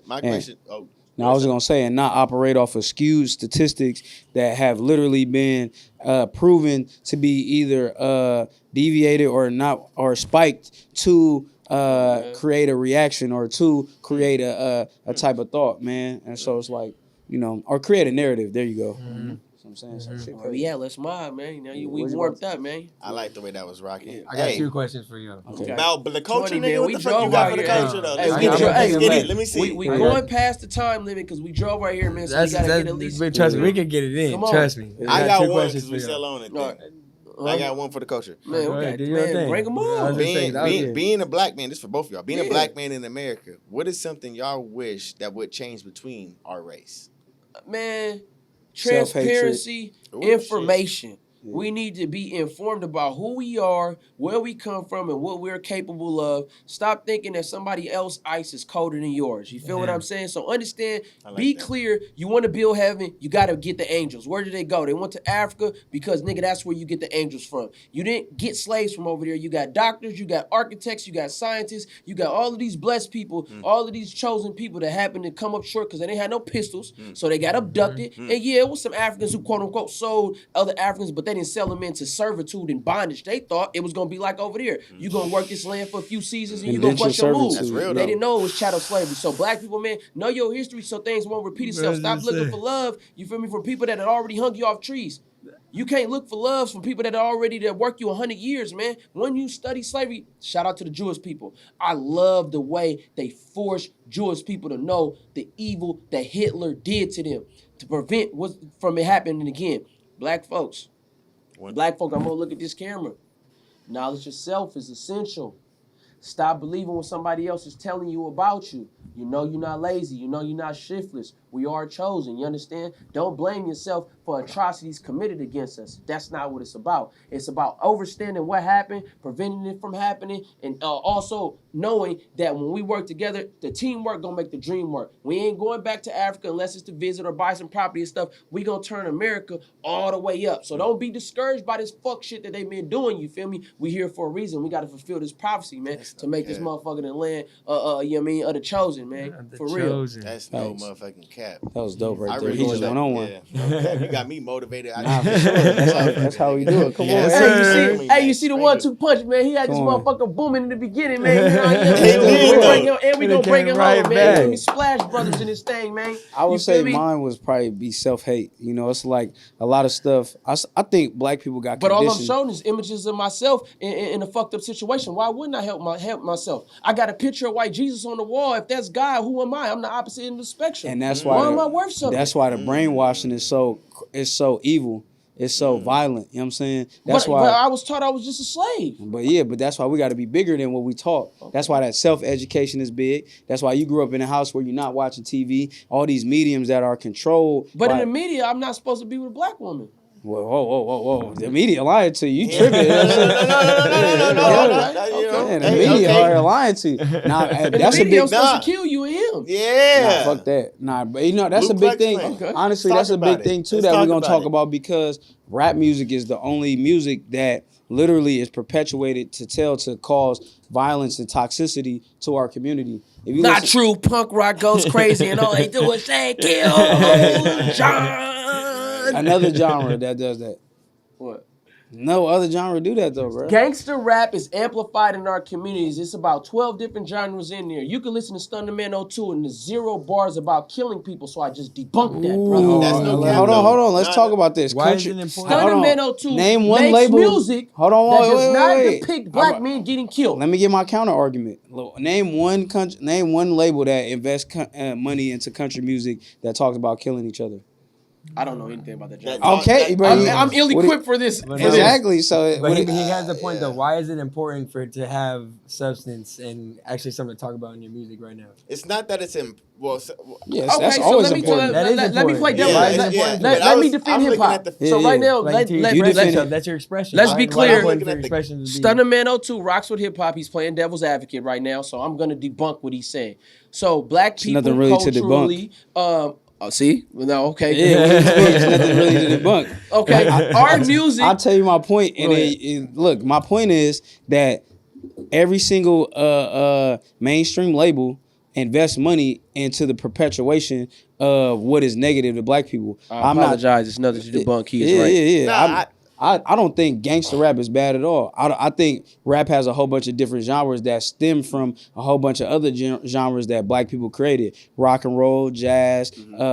Now we're hearing Drake drop this house music. There's a whole bunch of genres. Shout out to DC. You know what I'm saying? All DMV, this shout out to the DMV, go-go music, all this dope music that came from it. What I think is when it came, rap for a lot of people became a commercial. And it doesn't mean when rap got commercialized, they said, okay, ooh, we can commercialize. Y'all's telling me y'all gonna promote my stuff for this amount of money and y'all gonna talk bad about each other? Ooh, we finna pay y'all to do it. You know what I'm saying? It's rich. You know what I'm saying? So that's all it is. right. And it sells as But popular to listen At to what tribal point music. do we realize as a culture, like, nigga, that's not it? Like, you gotta look at, like, when Jay-Z was rapping when he came in the game because nobody gave him a deal, this nigga wasn't really talking about, like, killing niggas, Nah. but he was Talking talking about a about lifestyle. a lifestyle. Yeah. But it's like, you know, and that shit sold. That at the time was rooted popular. It was a hold on. fire So motherfucker, though. if we address the root of violent music, everybody's on that other shit. You came with that. hip hop was it was created smooth. in the likeness of it being a social platform for us to speak out and us to have fun because music wasn't specifically being made for us. 110%. What it evolved into, let's be honest, I don't want to hear the people talk about dope. I don't want to hear them talk about killing. Well, what do you think the crack babies are going to talk about? After you drop the crack in the communities, Facts. mama was a prostitute, Made it mama one was a time. dope fiend, daddy Blowing beat smoke. mama, daddy was in prison. What do you I want? never smoked. I'm you- hit it what one you- time for Agreed. y'all. I What, agree. what do you Agreed. want these young That's a men doinker, and these too. young women to talk about? You want them to talk about something saying wholesome? leaves. It's- Because when you go and get the square black people, y'all don't want to hear their music. It's When not- y'all listen to the conscious, Okay. when you get into Damn, the, talk about it. when you get into the Talk conscious about it. black rappers rappers, y'all don't want to hear them Talk right about it. now. If I'm But talking then- to you about what's the square root of pi, square root or whatever the case may be, and I'm talking to you about the Big Bang Theory, you don't want to hear that. But I'll come on and you in the neighborhood and the music is tribal and niggas just talk about riding and That's shit some like that. Fillmore? You want to hear that? Oh shit. That's all I'm saying. So it's not that it ain't what it is. It's that you feel gotta it. find the genre that aligns with your like-mindedness.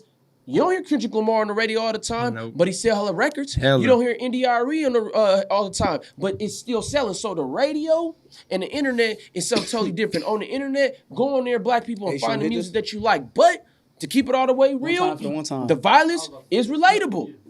The ignorance is relatable. You gotta understand, bro. We come from it be the vibrations. It don't really even be the words. It just can I get you to move?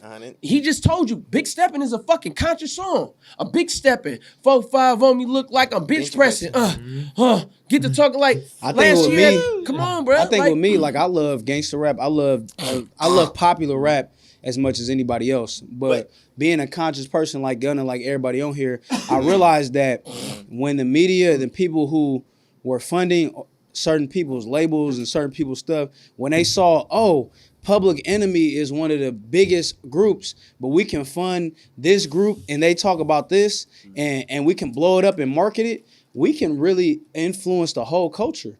You know what I'm saying? So and it's help stuff like destroy, it help further degrade black communities because you Man. hit us with mass incarceration, then you provide the soundtrack to perpetuate us committing these petty crimes and shit like that because the Man. majority are nonviolent offenders, and then you validate it through the music by saying, "Oh, we're locking all the black people up because you don't want the gangster rappers in your neighborhood." And do then you? on top of that, you add all these gang enhancements and all this different type of stuff. You add enhancements on drugs that are actually pretty similar, cocaine and crack. One only give you a short period of time. Another one could change your life 5 years and up. It's literally you do all this stuff that you implemented here that is a whole design that causes, like he said, the perpetuation And of black putting people us that don't in the know both system. supports, you get no cocaine here, so y'all already know what's going on with that. Man, come on. Hey, shit. I'm man. getting educated today, on, bro. man. I'm sitting I'm back not gonna- getting Gunny, turn you gotta off hit the this weed one Hennessy, time. I'm the you one feel that me? teaches teachers and preach the I'm, preachers. gotta hit the I'll weed one take time. it, do bro. He ain't gonna do it. Secondhand smoke, man, is getting me right now. It's getting me going. Gunna, you Nah, I really We high got. off life, My, too. Hell yeah, I high don't off want to get life. so slowed down though. No, I got 2 questions for him. I've been wanting to get out. Come on, man, 5, bro.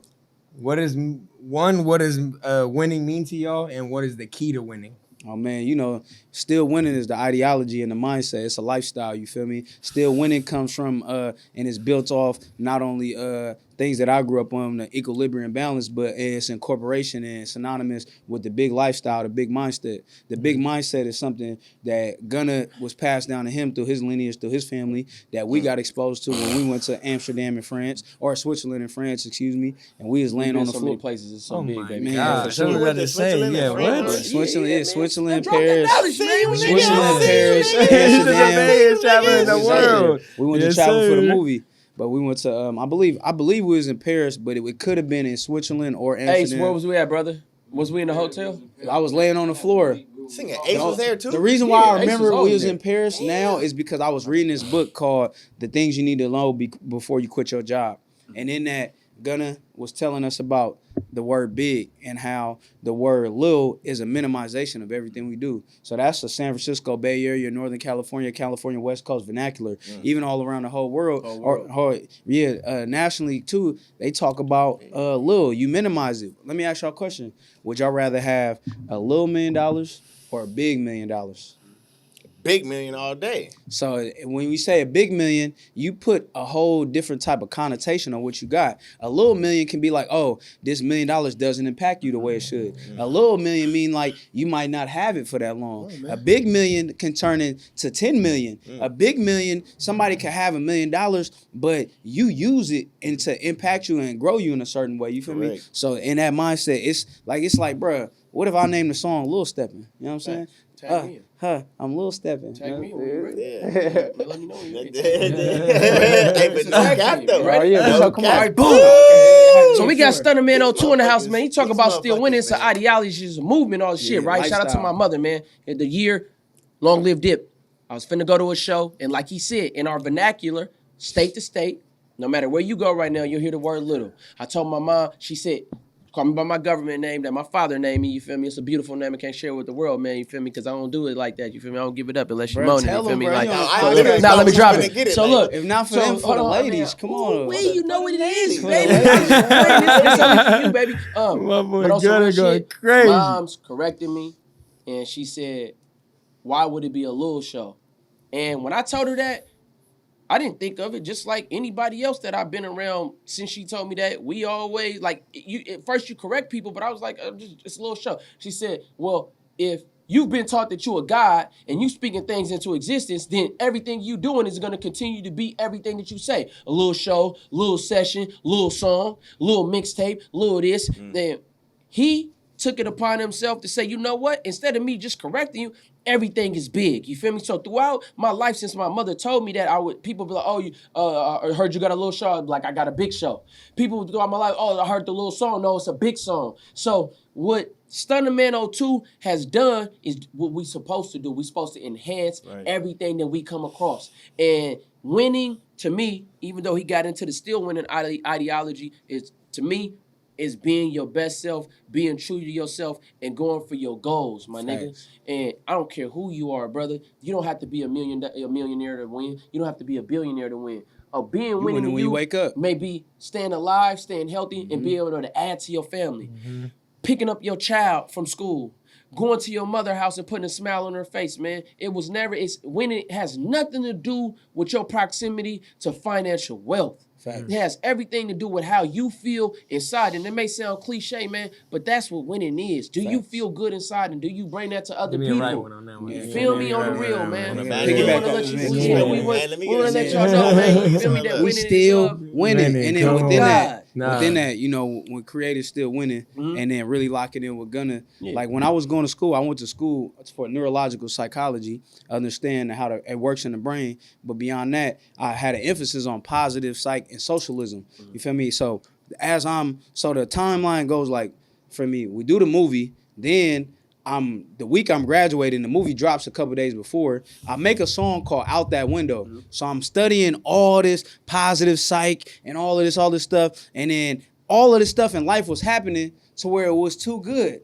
One day on the track, I yell, "We still winning!" Then after that, we go to a different country. He put me on the big mindset. And I'm like, whoa, all of this is really like, this stuff that we see in real life is all something that was in somebody's head, manifested through the thought and a speech, and then put into the world, an idea turned into some concrete. So, you feel me? Iron sharpens iron, and this is a generational, intergenerational situation too, because we come from different generations.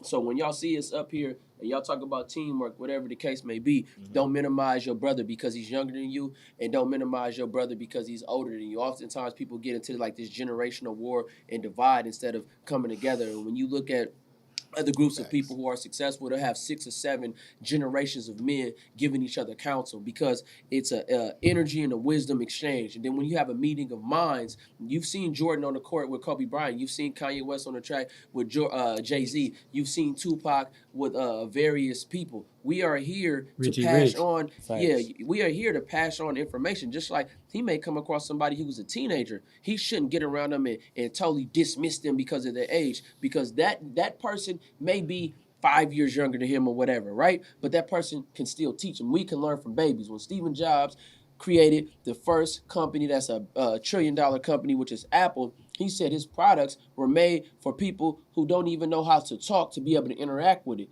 People don't understand why the user face is so easy, is because he went over there, I believe in his book, it was a picture taken from Africa. Yes. They couldn't read the language and they don't speak the language, but he handed them an iPad and they were able to figure it out. This is why Apple products are so addicting, because they're made for all of us. Simplify. You feel me? So if he had been stuck in his ways, he would have only dealt with the elders. You got something to learn from your elders, and you got something to learn from the youth. And that's why it's interchangeable and we need each other. So remember that part too. Y'all come together listen to your father out there. He may got some game. Your uncle may got some game. Nah, Stop dismissing people. You don't know what's going on. They one might of the biggest isms one year older than me, I'm always listening. One of the biggest isms that we go through is not necessarily always sexism, racism, it's ageism. Feel me? How, with all this wisdom, who do you think you're going to teach it to beyond that? Feel me? A kid knows how to work TikTok better than I do. And who am I not to take that knowledge? But also, I know probably a workout better than a young kid and be like, hey, look, eat like this, do like that. You can exchange. The most people who maximize their lives the most are those who you have people of all age ranges. You got those people that's 10, 20 years older than you, 10, 20 years younger. You know what I'm saying? It's necessary. It's a beautiful thing. Now that's It deep. is. That's real too in that perspective. Like everybody, like you got a kid that can run your social media platform. Bro, a 10-year-old probably could, you know what I'm saying? I was raised by my grandmother, heavily influenced. When you put young children around grandparents, the grandparents live happier and longer. They got a reason to live. And those children always turn out smarter. Man. They got somebody You really think about that. In close proximity to grandparents, you still talk to your grandmother probably all every the day. time, man. Not every day, but at least You once get a what week. I'm saying? But you live in At close one point proximity. I did. I grew up with my grandma. We grew up in the same house. That is a privilege and a miracle. When you go around the world, when you see all these flourishing communities, the culture. elders are right there because they're telling you the answers. All the history. And They're telling you the answers. And then with youth on your side, you got a lot of things that elder people are not able to do. It's harder for elder people to move. Youth keep the elder people active. You know what I'm saying? It's harder for an elder. There, mijo. You know what I'm saying? Yeah, see, you know. You know what I'm saying? So it's like, man, it's a beautiful thing when we collaborate in all levels. You know what I'm saying? I need to know. Yeah, what's up?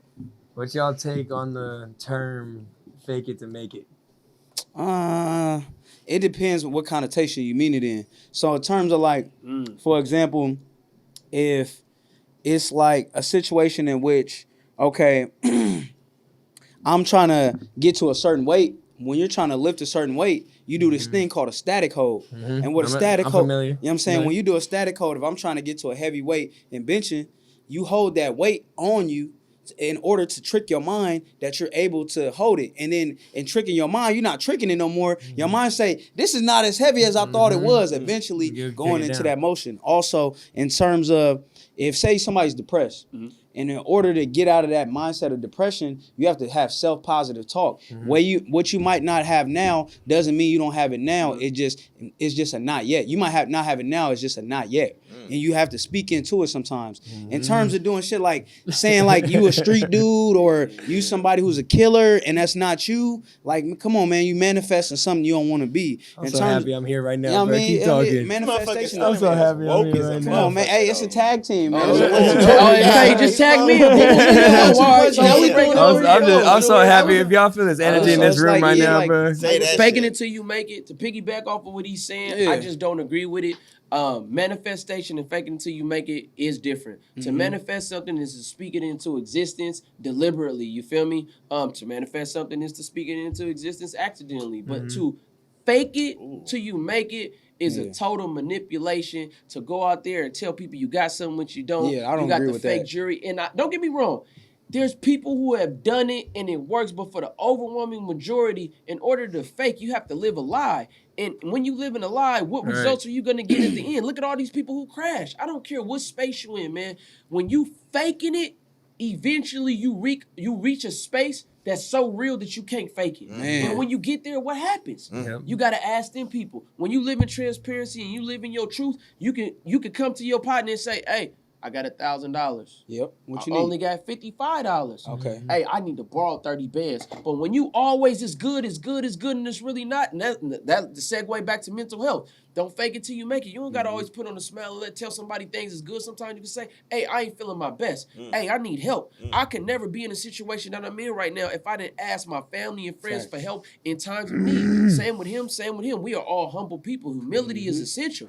When I pray, I'm being vulnerable and I'm asking God for the universe to bless me with the answers or the access to the answers that I need. That's being humble. But if I'm faking it till I make it, I don't need God. I don't need the Most High. I don't need nobody. I don't need this. I don't need. And then next thing you know, you saying everybody against you. Ain't nobody against you, my nigga. You out here don't need nothing. So what I need to help you for? Damn. You feel me? You got it all. You know it all. Damn. That's what be going on with these dudes, man. Faking it. And y'all trying to impress these women. Damn, Check he this just looked at out. my soul and said it Another too. thing, Ooh. man. I'm not pulling up on you, baby, and bust down and in the Lambo or the Rolls truck to knock you. Royce truck to knock you. I'm gonna keep it real with you so you know who I am from the jump. Because if you on some shallow shit, you're gonna get some shallow dick. You understand what I'm saying? And I'm just keeping it a buck for you. You're gonna get hit. You're gonna get passed over. So if I meet you on some fake shit, what I say, snake the snakes and fake the fakes. So I'ma you keep it real with me, real. I'm gonna keep it realer, baby. All that stuff attract the wrong attention a lot of times too. And I would never encourage nobody to do it because that stuff do look nice, you feel me? But beyond that, it's just like it's nice to be able to come up and like I look at somebody like a La Russell where he going crazy and he don't wear jewelry, you know what I'm saying? Bro, He be chilling in his Crocs and enjoying Shout out life. La Russell. Like that's It's dope. sweats. Man, It's chilling. the sweats in his merch. Man, it's beautiful to see because, and like I live in a lifestyle like that where you're not, if you like jewelry and all the other stuff for yourself, that's one thing. But a lot of people aren't thinking like La Russell. They're wearing this to impress somebody else. It's a phrase that I learned. It's called peacocking. Well, the way a peacock attracts a woman is that he goes out and he shows, the male peacock is the one with all the feathers. Facts. He goes out, Colorful, beautiful yeah, feathers. beautiful. The females are white, by the way, y'all. I hope You know what I'm y'all, if y'all didn't know I didn't know that, you know what I'm saying? The females are white. So with we no out here, they out here feathers. trying to knock white up. No, nah, shout out to all the white women that's allies and part of the movement. You know what I'm saying? But what was I finna say? Basically, peacocking is like you do this to attract the women, and you're gonna attract some women, but you also are attracting predators. You know what I'm saying? You're attracting a lot of negativity with this, feel me, faking it essentially. If that's not who you are, so you know it's a perspective and connotation. If you faking it to push some positivity, okay, I can get that as long as that is who you are becoming. But like how Gunna so illustriously explained, if you faking it for all these ulterior motives and all this other ass shit, bruh, It's a can't no-go, condone Jack. that, you know what I'm saying? It's a no-go, Jack. And before we get to the next question, yeah, that's why what you see is what you get. Facts. That's what it is. I'm not one We day. we pulling up on scooters. Yeah. You feel me? Yeah, You still better fuck with us. Ain't doing none of that. And you see, it take longer on the stairs, man, but it's healthier. You feel what I'm saying? Facts. A lot of y'all taking the escalators and the elevators, and then when y'all get there, man, y'all out of shape, man. And I'm not talking about physically, man. I'm talking about spiritually, morally, and everything else. Mentally, When you taking emotionally, these steps, psychologically, and feel me? financially. Mobbing. That's why I don't go out of my way on social media to be something. I'm not faking nothing for the gram. We gonna mob. You gonna see. I'm faking shit for the hoes. No. For the hoes. JG Hey, like, Shout out to Hunter. hey, Gunna JG abide by that said shit that. though. No cap. That nigga, he said in the DM like, nigga, let's mob. I feel like when you say let's mob, nigga, you really mean that shit. Like it's good. That's the type of music we make. We make a Bay Area, San Francisco type of bread music called mob music. You know what I'm saying? It's mob. that energy, you know what I'm saying? It's that shit talking. It's that having fun, you know what I mean? Just being who you is. I grew up watching people mob. Living your Sometimes it may be truth. time to protest. Sometimes Gotta it may live be your time to truth. go to church. Sometimes you may have to go jog. Sometimes you may have to get down. Sometimes whatever the case may be, man, let's just be true to it and not new to it. And we don't gotta fake it till we make it. So everybody watching this podcast, man, don't do that. Be yourself. And a lot of We y'all, believe in you. Always. a Live lot your of y'all- truth. A lot of y'all getting Be your killed. best self. Y'all get on social media and y'all disrespecting people. A lot of y'all out there getting killed because y'all faking it, bro. Man, and bro. the bullets is real. So don't do that weird shit for the clout, for the attention, for all that, man, that buzz, because you'll be in a body bag and them same people you trying to impress, they still gonna be here living. Laughing So don't at do you. none of that fake shit. That's deep. No, that's real. That's probably the realest. Yeah, no, it's real shit. I got one more though. I got hella more, but I gotta say Come this. on. Hey, What's up? We in want the all journey that of good. solidifying y'all names, I really gotta ask this for both of you guys. But Oh, Stunnaman and Gunna goes global. Yeah. In the journey of solidifying you guys' name, what would you say has been the hardest time of your guys' development? My bad. That's an interesting That's question. hella Nobody deep. ever asked us that. Oh, Because it could be the early times. when it could I tapped in, for y'all who don't know, I went from Gunna to Gunna to Gunna Goes Global. The lowest point in my musical career was when I hit my brother Body, then I hit Ace, and I let him know like I'm starting from scratch. And to start from scratch, when you over 25, I don't give a fuck if you're 60, I don't care if you're 26. To start from scratch, when you over 25 in music, is something very different. And those who become successful become extremely successful. So when I hit Ace, he was just like, what you mean? Like, we already been building the platform, and, you know, it was already hard making that transition from Gunna to Gunna with another artist in Atlanta on the come up. He wasn't even who he was now. Oh, He had wow. a great business team that came and did what needed to be done, but people, as I was making that transition, it was just hella low because I'm like, all right, got to start from scratch, finna do it alone. I know I got the talent, and then next thing you know, doors began to open, but it was a very, very low point. I had an extreme shadow ban back then. We had came up with some dope ass content, and I believe the advertising prices was like 10x. So for every dollar that a regular page would spend, they were charging me like 10 to like 15x. Oh, you feel me? On Instagram. Yeah, but Man, I love this story. You feel me?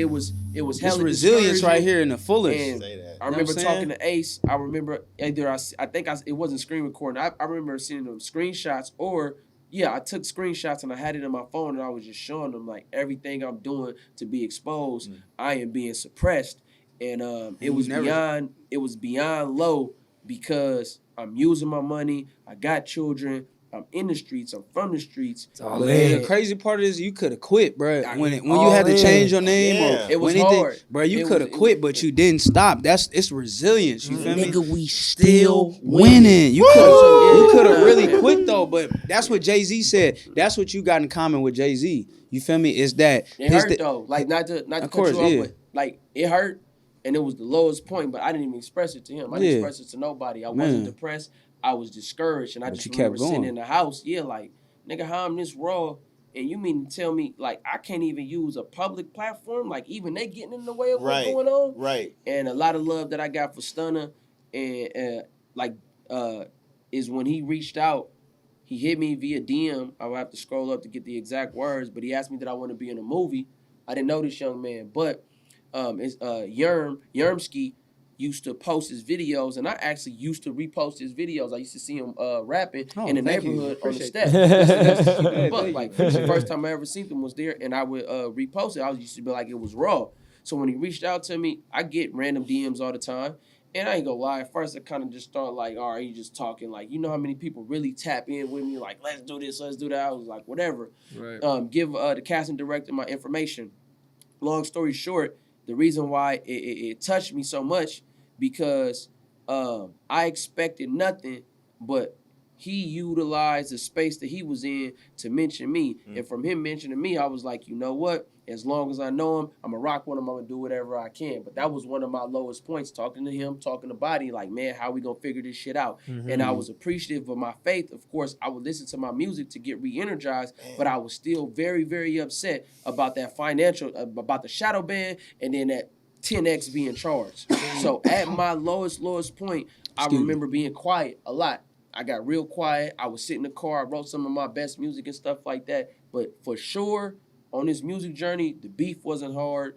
The making the music wasn't hard. Being locked up twice wasn't hard. Changing my last name that time, especially when people was like, GunnaGoesGlobal. Like, come on, bro, that name hella long. You adding hella this to it, man. What's why you don't go with Gunna or E-Gunna? Because a lot of people was mad that I went from E-Gunna. So it was just like, all right, bro, I'm finna bet on the house. But the power of manifestation. Facts. Gunna goes global. Next thing you know, we in a movie that goes global. Next thing you know, still a going movement is created that is global. If your story right here, you don't leave him. Can't leave me. Can't- Oh, you know, hey, listen. Yeah, don't leave him. I'm blind on my left Oh, side, yeah, so I I gotta can get you never on see. this side. Yeah, Nah, for real though. He lying. He can see. I can see through the leather. Nah, he got a third eye. Yeah, he got a third eye. I can see through the leather. It's an Yeah. eye on the outside. Yeah, facts. If Go that ahead. doesn't About motivate that somebody, because I'm not gonna cap, like we all got a homie out here that's really still trying to make it out here, bro. But Never like, stop. That one you was betting against odds on the social media platform, trying to get your boost out there, trying to boost your platform. Facts. You said it was 10 times for what I want to post. You had to go 10 times more. You know what I'm saying? So if you want to spend 10 in order for me to reach the same amount of people, I would 100. have had to spend $100 to $160. And you did it. It's niggas. What I'm saying at your point at that moment, hearing this, would have fucking quit. For sure. 110%. Like niggas quit. Like quit. I'm not trying it. I did it. Maybe they did it once. Niggas ain't doing it. And that's why I say, like, one of the things Jay-Z, the way he said he became Jay-Z is because he never stopped. He never quit. And that's What was literally the hardest for you? Man, for me, I'm gonna keep real. My story way lighter. The hardest Bring thing it for back. me is when Yours was deep. Yeah. The only thing that really bothered me is or it don't even bother me. The hardest thing I gotta go through with my name is people will lead a O2 off of it. You know what I'm saying? And that's the Like my story ain't hella like his story be dope and be like, oh shit, it take you on a whole emotional roller coaster. Mine be like, my shit is cool. Like What's the O2 folks? So Stunnaman? talk yeah, about it's before- oxygen, start oxygen before- gas. You know what I'm So- saying? but Because that's all I spit. You know what I'm saying? Start That's before, all I spit. I think Okay, the question okay. was like him saying making that transition Yeah. because before you got here, it wasn't like the first song you recorded. It went all the way up. Like tell them about what I say it was- took for you to make that. Like, because let's just say hypothetically, you don't got to give them Yeah. exact. Let's say you've been at it for 4 years, so that means Yeah. it took off on your 3rd year. Mhm. For those 2 years, why do you think Something the like that. public wasn't? That's a smooth pivot. You feel me? For me, it was more like my name been Stunnaman02 since I was 12 or 13, and I got my name from Stunnaman from the Pack. So I was already, it was to pay homage that I put the O2 on there. That was my favorite number. And of course, all I spit is oxygen gas. You feel me? So Facts. at that point, so it's for sure been a journey. Definitely had people like, man, why you don't go by your regular name, do some Kendrick Lamar shit? Because that's how I was rapping originally. I was rapping like on a way that was more conscious, more lyric, you know what I'm saying? Lyric based, you know, on that wave. So I was like, nah, I like my name I got now because that's the persona I built. That's who I am. And for me, it was originally my AIM name. Originally, people, I was giving that name to a degree. So it's like, you feel me? I always stuck with it. And it's like, it's dope because you hear it enough and it's in your face enough to where it's familiar, but also to the point where it's unique. Like, why did you put an O2 on your name? What does this mean? Right. You know what I'm saying? So it's like Birdman, that's his name. You know what I'm saying? So now, I'm big on respect. I'm big on paying homage. You know what I'm saying? And in a way, so it's like I'm moving how I'm moving because I'm paying homage to anybody who got the name Stunnaman before me. Beyond that, for me, I'm still letting you know I spit this oxygen gas. Facts. You know what I'm saying? Hunger and humility and homage. Pay attention to what he did. He didn't ignore the fact that Stunnaman From the wasn't Pack or from the- the From the Pack. Stunnaman Or from the Birdman. Pack existed. He Yeah. ain't ignored none of that. He added the O2, pay homage, and you see elevating. So a huge part of his story, man, is that paying homage, the humility, and the hunger. You talking about someone who went from rapping consciously and making a transition and say, okay, how can I reach the people without compromising who I am? So he Facts. stuck to his gun. And when you stick to your gun, it's going to take you a little bit longer. But when Man. you get there, it's going to be brighter. Facts. You understand? This is just the infancy stage of the manifestation of the millions and the billions that'll be amongst us. You understand what I'm saying? Yeah. At 13 years old? I was like, whenever AIM came out, so I thought it was 13. That's I what thought it was I'm talking 13 or about. 14, Yeah. but we got in the studio with this dude named Alex Oso. He's a guitarist who I went to middle school with. Yeah. I went to all boys middle school, Cathedral School for Boys. He told me when we was in the studio, he's like, bro, your name's still Stunnaman02? That's been your name since you was 11 years old. And I'd be like, damn, that's crazy. I'm thinking it's 13 or 14. I'm thinking I made this up when I had we got AIM, when I maybe 12 at the earliest, but for somebody to tell me and be like, damn, I don't Yeah. even remember it going back that far. Yeah. So yeah, it just been who I am. It's a part of who I am now. I've been Stunnaman02 longer than I've not been. People You know what don't. I mean, I gotta say, it's just the platform. I didn't realize you coming over here was gonna be so humble. Nah. So you know what I'm saying? Like, oh man. you said it a couple of times with the big energy how you said it, but it's Yeah. like I really thought it was gonna be big, bruh, like you having psychology degree. You know what I'm saying? yeah. Even you being culturally like by far fucking woke. You know what I'm saying? Like, Thank you. bro, like Facts. Gunna, like both y'all, like it's like surprising me to the point where I just want to be able to figure out like what's the reason for sure Mhm. on why you wanted to be able to go and do psychology. Yeah. And I'm gonna ask my next question because it has nothing to do with what I just said. Okay, for sure. So originally I was motivated. He's funny, No, that was dope. Yeah, I love that. I love yeah, that it's energy, funny, man. man. It's dope how y'all compliment each other too, because y'all very different, but also That's my dog right you know there. what I mean? Y'all share a similar quality, or like, okay, our questions and what we say is gonna be very penetrating, and it's gonna be, it might be Pause. short. Yeah, Come on, relax, man. bro. Why you Relax. think? You I gotta see where your relax. mindset. You from San Francisco? Why y'all think about that? Nah, pause for sure. Nah, yeah, but very dense in terms of the quality, you know what I'm saying? It's like it get to the point. But in terms of that, yeah, bro, what was the question again? I know we you was was good. good. I forgot. I'm happy I know you forgot. That was on your brain. ask questions. I Jonah forgot definitely what got me right now. That was on bring your it back, bro, brain. bring it What? back. Nah, I think I can remember. I think you was talking about my inspiration to my path. Yes. So initially, and the people might look at this as weird, but That's what he asked? yeah, Yeah, and I I said simplified it. Yeah. You know what I'm high saying? right So now, bro. I'm basically, sitting back. one of the best things you do in life is simplify something. That's why in these math classes, I don't remember how to use the Pythagorean theorem, but the teachers He's always talking about your Yeah. major in psychology. Yeah, he. Hey! Fuck, I was looking Yeah. at this shit. Right. Gunna, you know what? God Yeah, that's damn, bro. that's what. Hey. Yeah, what inspired my path. Yes. Yeah. You okay. remixed it. I simplified it. I knew you. We simplified it in the same way. Yeah. I was rocking with it though. yeah. I was rocking with it. I damn near Yeah. low key. I was like, fuck. All right, come It was on. off, but yep. Yeah, so it's perfect. That's a tag team right there. Do it. All right, so you know how we get down. All right, so basically, I was very, there wasn't a lot of black TV shows that you could see on TV that really was positive, and the ones that were, I was inspired by the Cosby Show. You know what I'm saying? And what was his profession on there? He was an OBGYN. So I didn't necessarily want to be an OBGYN, but what I wanted a family like the Cosbys. You know what I'm saying? Man, everybody was successful, all shades of black. It was beautiful, positive. They had enjoyable experiences on there. So when I went to college, I initially majored in biology. While I was in there, I went to a school where they weren't giving me my biology classes initially. And they said for my first year, they was like, are you sure you want to do this? I was definitely sure. You know what I'm saying? It was harder than I expected, but also while I'm waiting to get these biology classes and these chemistry classes, I was taking psych classes too. And I was like, they were telling me, I went to different counselors and everything. They was like, hey man, you can still become a doctor if you take psychology. All you really need to do is take the MCAT. Okay. You know what I'm saying? So then I started thinking like, biology and chemistry and calculus, all this is cool. I'm going to do it. But it's like, I don't necessarily have a passion for it. What I had a passion for is going in this psych class and them saying, the professor saying, your strongest sense, you have these many senses and your strongest sense is this.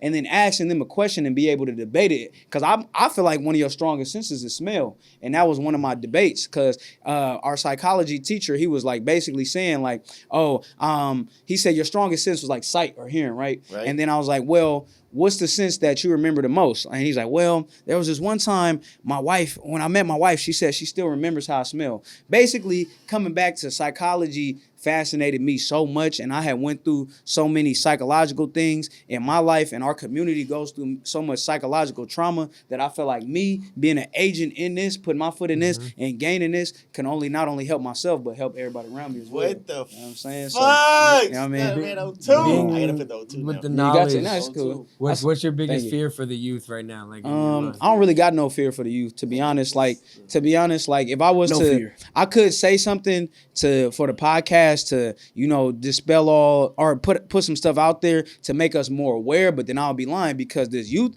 bro, they dope as fuck. Right. Like they have everything we had plus more. You growing up in a time where it's the least, I'm not gonna say not the hardest, because they got their own things they got to deal with, but if you're black, you're not a slave. So, that's a crazy one up or crazy up. So, you feel me? You got a lot of more opportunities. Beyond that, we're not downplaying systematic racism. Nah, hell so no. Don't misinterpret what was just said or take it out of context. Exactly. You know what I'm saying? It definitely don't. Thank you for that. But beyond that, it's just we have so much accessible to us. And the youth are so smart, feel me, going through their critical periods and being able to make different changes and do things like that. I think the only biggest fear might be if the planet is going to last long enough for here or something environmental, like, global warming or something. But beyond that, like, they dope, man. You accepting people. When we grew up, it's certain stuff that you couldn't accept. Now people could go live their lives, and in living their life, you can be yourself. It's basically San Francisco ideologies and culture are getting exposed to the world. You know what I'm saying? The only thing I would say is politically, I hope that we transition from a place where it's a whole bunch of white older men being at the top and making all the decisions in America to it being more diverse, but also more people who can see the changes being made. A lot of things that are getting voted on are for the benefit of a 5 to 10 year turnover versus like, what's going to happen in 30 years? You know what I'm saying? Tangible relief is what he's speaking about for humanity so that we could be here another 2,020 years. Right. Man. Take care of the shit around you, man. It's like a lot of, man. What was you going to ask? Come on, ask your question. I'm so excited. Yeah, I'm so excited. You don't know yours? Yeah. My thing is that Big. you said you had daughters, right? Yeah. So growing up right now in the era, we didn't speak about too much. Like I asked another individual in our past podcast. Yeah. When it comes down to not even about the culture's perspective, but just dropping your kids off at school, dropping your kids off in somebody else's hands, thinking that that's your best bet at the end of the day when you know what I'm saying, when you drop them off. How do you feel about that? And I'm talking about school, I'm talking about YMCAs, I'm talking about, you know what I'm saying, anybody that's outside of the family. moving forward, bro, like you just start to see even church nowadays is somewhat like a crazy place to be. Are you talking about their safety, or are you talking about like sexual abuse and stuff like that, or is it both? Like, It's definitely both leaning towards the but safety. being that we emphasize daughters, is it that like Yeah, somebody leaning towards messing the with- safety because, well, no, I mean, Okay. no, because you do I have have to think about sons too. you'd have to Good okay, water? you do have sons too. Got the But alkaline leaning from towards that actually center. still like Thank you. everything No problem, everything in boy. general. You know what I'm saying? For sure, I want to say like just the safety and safety in general. Because on boys and girls in that aspect, it might be different. So I'm just saying like, how do you feel moving forward in the ways that we're speaking about where life is going in America? How are you implementing their safety? How are you making them more knowledgeable as at their ages that they might be? You know what I'm saying? So that way they can be able to implement and understand as they be able to grow. I speak life into my daughter. They need him on CNN. Life into my sons. Unfortunately, at times I am hard on my oldest. You know what I'm saying? I'm hard on my oldest son because That's my guy though. He's a good dude. Yeah. I just shout out, you shout know, out, shout out. I want him to have a chance, a bigger chance and stuff like that, and just take advantage. But with my daughters, I am protective. I'm not a person like. You're not going to see a whole bunch of pictures of my daughter in anybody's phone or them at a whole bunch of people's houses and stuff like that. It don't even matter if you are family. And it's to prevent anything from happening to my daughters. I'd rather them grow up and say my dad was strict and kept me in the house than I was touched inappropriately why such and such house. Because another thing, I'm not calling no cops about my daughter. You feel me? So I'm also saving lives potentially because I don't know who going through your house. I don't know who coming over. And we just not playing them accidental games. We're not playing them therapy and counseling games. You feel me? You gotta leave. You feel me? You getting evicted off the planet about my two daughters. You Right. feel me? Man, that's dope. Right. I love that I'm not, you mindset. feel me? I'm not playing no games about Real them. justice. And I keep them how I keep them, but I educate them. Like my daughter, she like 10. I talk to her about her body. I talk to her about her self-worth. I talk to her about sex. I talk to her about, how boys is coming at her. And at the same time, like, why you don't need to be sexually involved right now. And I told her you need to practice discipline because you got your whole life to deal with boys. But at this very age, no boy at 10, 11, and when you get 14 has anything to offer to you but sex. I was 13, I was 14, I was 15. I didn't have nothing to offer you but sex. Now, you got the friendship, and, people want to beat around the bush with their kids, but that's what I'm saying. Like, you're very blunt right now. Yeah, talk to these young girls so they can know their body has a value and they can know that they're not boys. That's amazing, When bro. I used to be messing with girls my age, like, they really just didn't know and they was curious. But the girls who didn't let me tap in, they used to be like, nah, my dad, like, if my dad find out, he gonna kill me. Right. You feel me? And them was the ones that I was feeling because in the back of their mind, it's like, if my dad finds out, like, it's gonna be a problem. Right. You forget what I'm saying? So with your daughters, don't overexpose them, but talk to them. And believe it or not, a lot of them is gonna remember that. Like, you know what? Let me wait till I get a little bit older, till my emotions are all the way in check. Give them that thought. You feel me? Yeah, because women, you guys are huge assets. You know what I'm saying? And we need y'all to be on point. And if y'all allowing these clowns early on to pollute what you got going on, it's already a problem. And a lot of y'all start off fucked up in adulthood because when you was 14, 15, 16, 17, you was messing with hella clowns or just boys. And boys is boys. That's self-explanatory. So get your mind right, ladies, and don't fall victim to the flesh. Don't be imprisoned by your body. You understand what I'm saying? Because at that age, hindsight like blood. I remember high school. I was not talking about marriage. I was not talking about stability. I was just like, what's up? You look good, keeping it real. Like, oh, I can't wait. Let's do it. And then that's what it was. Yeah, I think that's one of the biggest traps of just being young and having a high libido or just enjoying interactions like that. It's because, like, I always tell all the young men I meet, like, hey, feel me, your biggest distraction if you're a heterosexual young male is going to be women. And if you're not, it's going to be a person that you're dating. You spend a lot of time with these people. And a great person told me, you're always going to lose money chasing women, but you'll never lose money or never lose women chasing money. You know what I'm saying? That was a great video on It's Instagram. a lot of y'all. I did hear that motherfucker recently too, though. No cap. I That's bet some you real that shit, did, though. He said, That's Uncle, some tell me real something shit. slick. You student That's athletes and you some real scholars shit. and you people with goals, male and female, man, discipline. sure. Starve your discipline. I mean, Man. starve your distractions. You have to be disciplined. You're going to get way further, way faster focused. Let them know I'm going to come Discipline. back for you, or I'm going to holler at another time. Understand it's more fish in the sea. I know due to proximity, you feel like this is the love of your life and woo this, but how many dudes would be professional entertainers or athletes or something like that if they didn't wait for that girl that they're no longer with? Facts. All of you niggas did all the weird shit. Oh, I got to stay for her. Man. I'm on my little brother right there right now. I'm on my cause little that brother shit, right there you feel me? right Man, now. come That on. shit He's real, having man. She fun, gonna like, catch her bro, teeth, get man. back, Come on, get get in locked there. in. Real talk. Hey, look, a reward without discipline is a Hold on, distraction. man. And if she You know what I'm really saying? feeling you, man, wherever you go, she gonna find a way to be Yeah. in the mix. You understand me? Because that's how I'm living my life. Beyond that, if you read the book, The Alchemist literally, as he went to go look on his personal legend, it was one woman that said, go pursue it. And it was another woman that said, you can't leave. I need you to be here with me. And he went to go pursue his personal legend. And he came back to that woman that let him go because she knew, Real one, you know man. what I'm saying? What's She knew, you know what I mean? And We what need was more going to women become. like Hey, her, remember, a reward without discipline is a distraction. And you know use what I'm saying? condoms out there. Y'all out of pocket. Y'all are not using. So that's another thing. We're gonna talk about. Hold on, wait, you got 6 kids. One woman for the culture. You feel me? Okay, I he's got talking six shit. 6 children by one woman. There you go. And Oh, shout out. Shout out. That's a flex. That's I a got, flex. That's I a got, flex. I got 6 kids by 6 women. He did the eyebrows in there too. Nah, I'm I'm proud just to say playing. I haven't had any STDs and anything like that Man. because I have used protection Likewise. since I was a child. I'm not a child. Take that back. A teenager. I didn't want to. You feel me? Since Child. a teenager. I know. It sounded many, but on Got some real anything you stuff, want to share? young boys out there, use a condom. Y'all don't think that sending these young girls to the clinic or these Nah, women that to the shit fucked clinic up. is a form of birth control, and don't dismiss it because it's not your body. Young women, young girls, women in general, tell these dudes to put that rubber on. You feel me? Because people don't want to get herpes. We don't, you know what I mean? HIV, AIDS, unnecessarily. Even though, you feel me? Shout out to the people who are living with that and dealing with that. But let's respect and protect each other in these spaces, man. Facts. And there's nothing wrong with exploring each other's body, but just the protection aspect. So often people try to like demonize it or downplay it, and it's huge. And a lot of you dudes out there, especially getting money, y'all having babies with these people y'all just met 3 hours ago, and now you locked in for life. Damn. It ain't worth it, bro. Damn.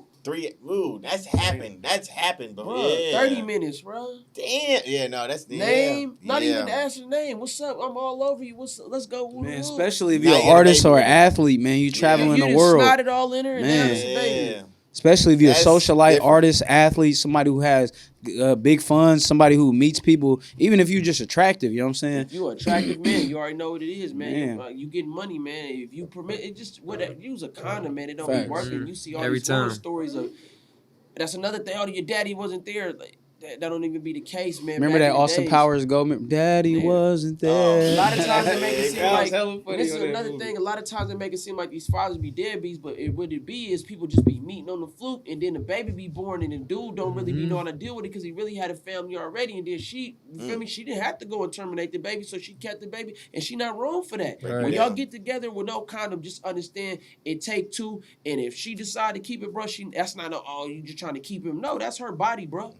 And when you did that with no condom and you didn't pull out, whether you acknowledge it or not, you was ready for a baby. Hey, take 2 to make 1, so put Whether the you safety on that acknowledge it or gun. not, you I was ain't ready capping. for a baby. That's a motherfucking sign-out segment. I ain't No, gonna hold lie. on, no, I got one more, bro. I ain't You got gonna one lie. more, I got bro? because we That gotta motherfucking touch shit. back on the Bay Area. I'm asking all the Bay Area. yeah, you know what I'm yeah, saying? yeah. You Let's know, go 4 back. 5. Yeah, let him, because you been mobbing. Yeah, Come on, no, man. just real quick. Say Hey, that. bring us home, man. Ain't real quick, man. We here. We drove, Yeah, man. that's true. I do got a couple more. I ain't Who- Yeah, we drove out here. And I mean, if y'all have the same answer, that's great too. I just need to hear Where's your the bottom perspectives on it. Who has the biggest influence on the Bay, or in the Bay, not on the Bay, in the Bay? But they call a meeting tomorrow. The round table. Who's calling Name that multiple meeting? people or like Like in your mind, like who's the first person that came to your mind? Is there the person? It's probably hard. E40. See, I would say no. See, influence See, is that's- hard. I bro, knew y'all because had different answers. Yeah, with me, it's different realms of the culture, Mhm. and it's not even a hip hop question. It's just who has the biggest influence. Or What you mean, like in the hip-hop Bay or Area. just in general? Yeah, what do you mean? In general, I knew It- first out because You people gotta would think understand, E40 if you're not from the Bay, this right? this is the most influential land on earth. So I can't answer that because it's too many spaces that we dominate. We dominated sports, we dominated tech, we dominated culture, we dominated fashion, we dominated slang. And if I mention one without the other, it's like talking about the Warriors without, and you only mentioning Steph Curry. You got to mention Green. You got to mention Clay. You got to mention Kerr. You got to mention other people. So me, I'm going to respectfully refuse to answer the question because I can't bring no justice to it. Now, me, I'm going to answer because, like, I get what you're saying. Like, if you mean influence, like, say we had one person that embodies Bay Area all the way. I'm going to say 40. You know what I'm saying? And within that is because not only has he amassed something musically and hip-hop wise, but also in terms of he's labeled as the ambassador of the Bay, but also he's in the sports realm. That's a crazy thing to me. He's at every game. And it's literally, I'm saying, I'm pretty sure if the Raiders were still here and everybody didn't have a crazy ego on whether or not you could like a Bay Area team, he would be at Raiders and A's games crazy. If he liked hockey, he'd be at Sharks games. I don't know. We got to ask him that. I know he wouldn't be at a Raiders. Yeah, okay. He's the only guy that can do that. Well, the Raiders can't be left. repping he wouldn't. He wouldn't rep the Raiders or the the A's. Raiders now. A lot of people in San Francisco and Northern California are Niners fans because the Raiders been left. For real. Like they left to LA back in the day. Yeah. So Facts. So, Northern California's team is the Niners. It's been the Niners. And then America's team is the Cowboys. But like just me, to keep it a buck. like me, I got 3 favorite football teams. I got Niners, Raiders, and the Saints. And people might be like, yo, why is that? These are the places I live. The Raiders did something for my mom, her organization. They took her on a spa and took her to a game all because I had good grades. So the Raiders the organization will always have a special place in my heart. Of course, I'm a root for the Niners. You know what I'm saying? So it's just like, and I lived in New Orleans. When you really live that that life, you like, damn, Niners my team. But feel me, if I'm a root, I'm a root for the Saints. Like the culture out there, that shit is beautiful. But I'm gonna say influence, definitely 40. I definitely say Pilo is a dope influence. It's too many people to name, but just off the top of my head, and if your name is not on here, don't take it personal. You know what I mean? It's just like if anybody was to say like somebody across all places, is he 40 for sure? Hell yeah. You know what I'm saying? I respect that.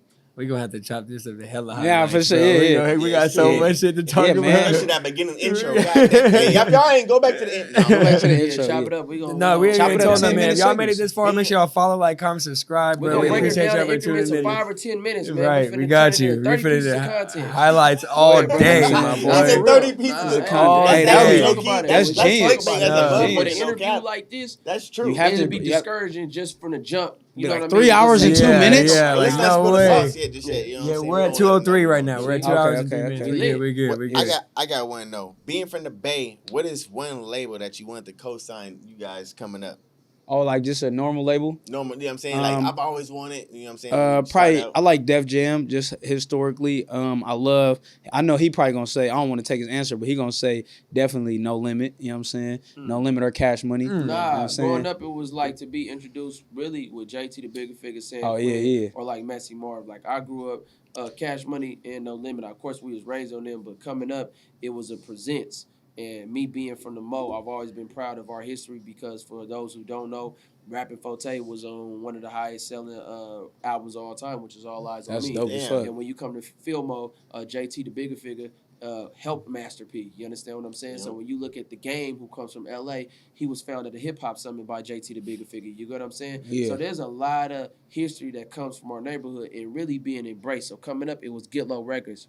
Unfortunately, by the time I came a teen, the record label had dissolved, but then it was Done Deal, and Done Deal had Big Rich. After Done Deal, I started a record label called HSC Music Group, and we would be the bridge to a lot of what's going on now. Started with an artist in 2010 who went crazy. He was under the label. So me coming up, of course, I looked at Death Row, Cash Money, but No Limit, but Get Low Records was founded, I think, in like 1992. And that's dope. ever since I can remember, like being from the Mo, Get Low Records with us was just like bigger than life, bro. Yeah, for me, off at the that top time, of too, yeah, surely. he just said a dope part because off the top of my head, Def Jam, of course, just because they was into the video games. Like I was like, what, Def Jam Vendetta? I don't even know if that was directly linked, but that was hella dope.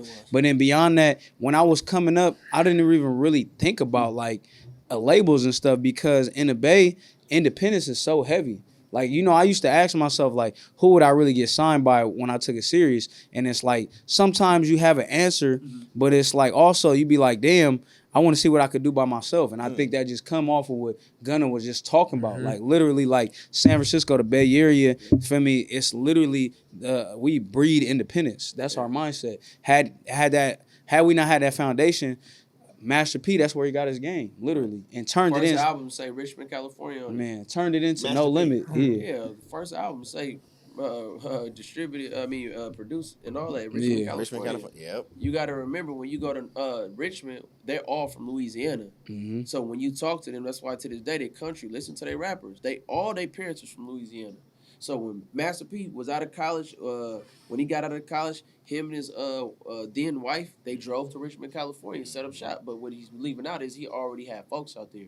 Right. You feel me? So that's what In it Richmond. is. Yeah, Richmond, California. Shout out to whole Richmond, Central, South, and North. Gee, what I really want the listeners and viewers to like just take in right now is there's two individuals that are in the studio with us right now are true students of the fucking game. Game. Bro. Yeah. You know what I mean? Emphasize that like, shit, bro. And then like Man. that's you hear the wordplay with it because that's they're influenced by everything that came around them. You know what I mean? And Everything. and they were educated on it to be able to speak on it.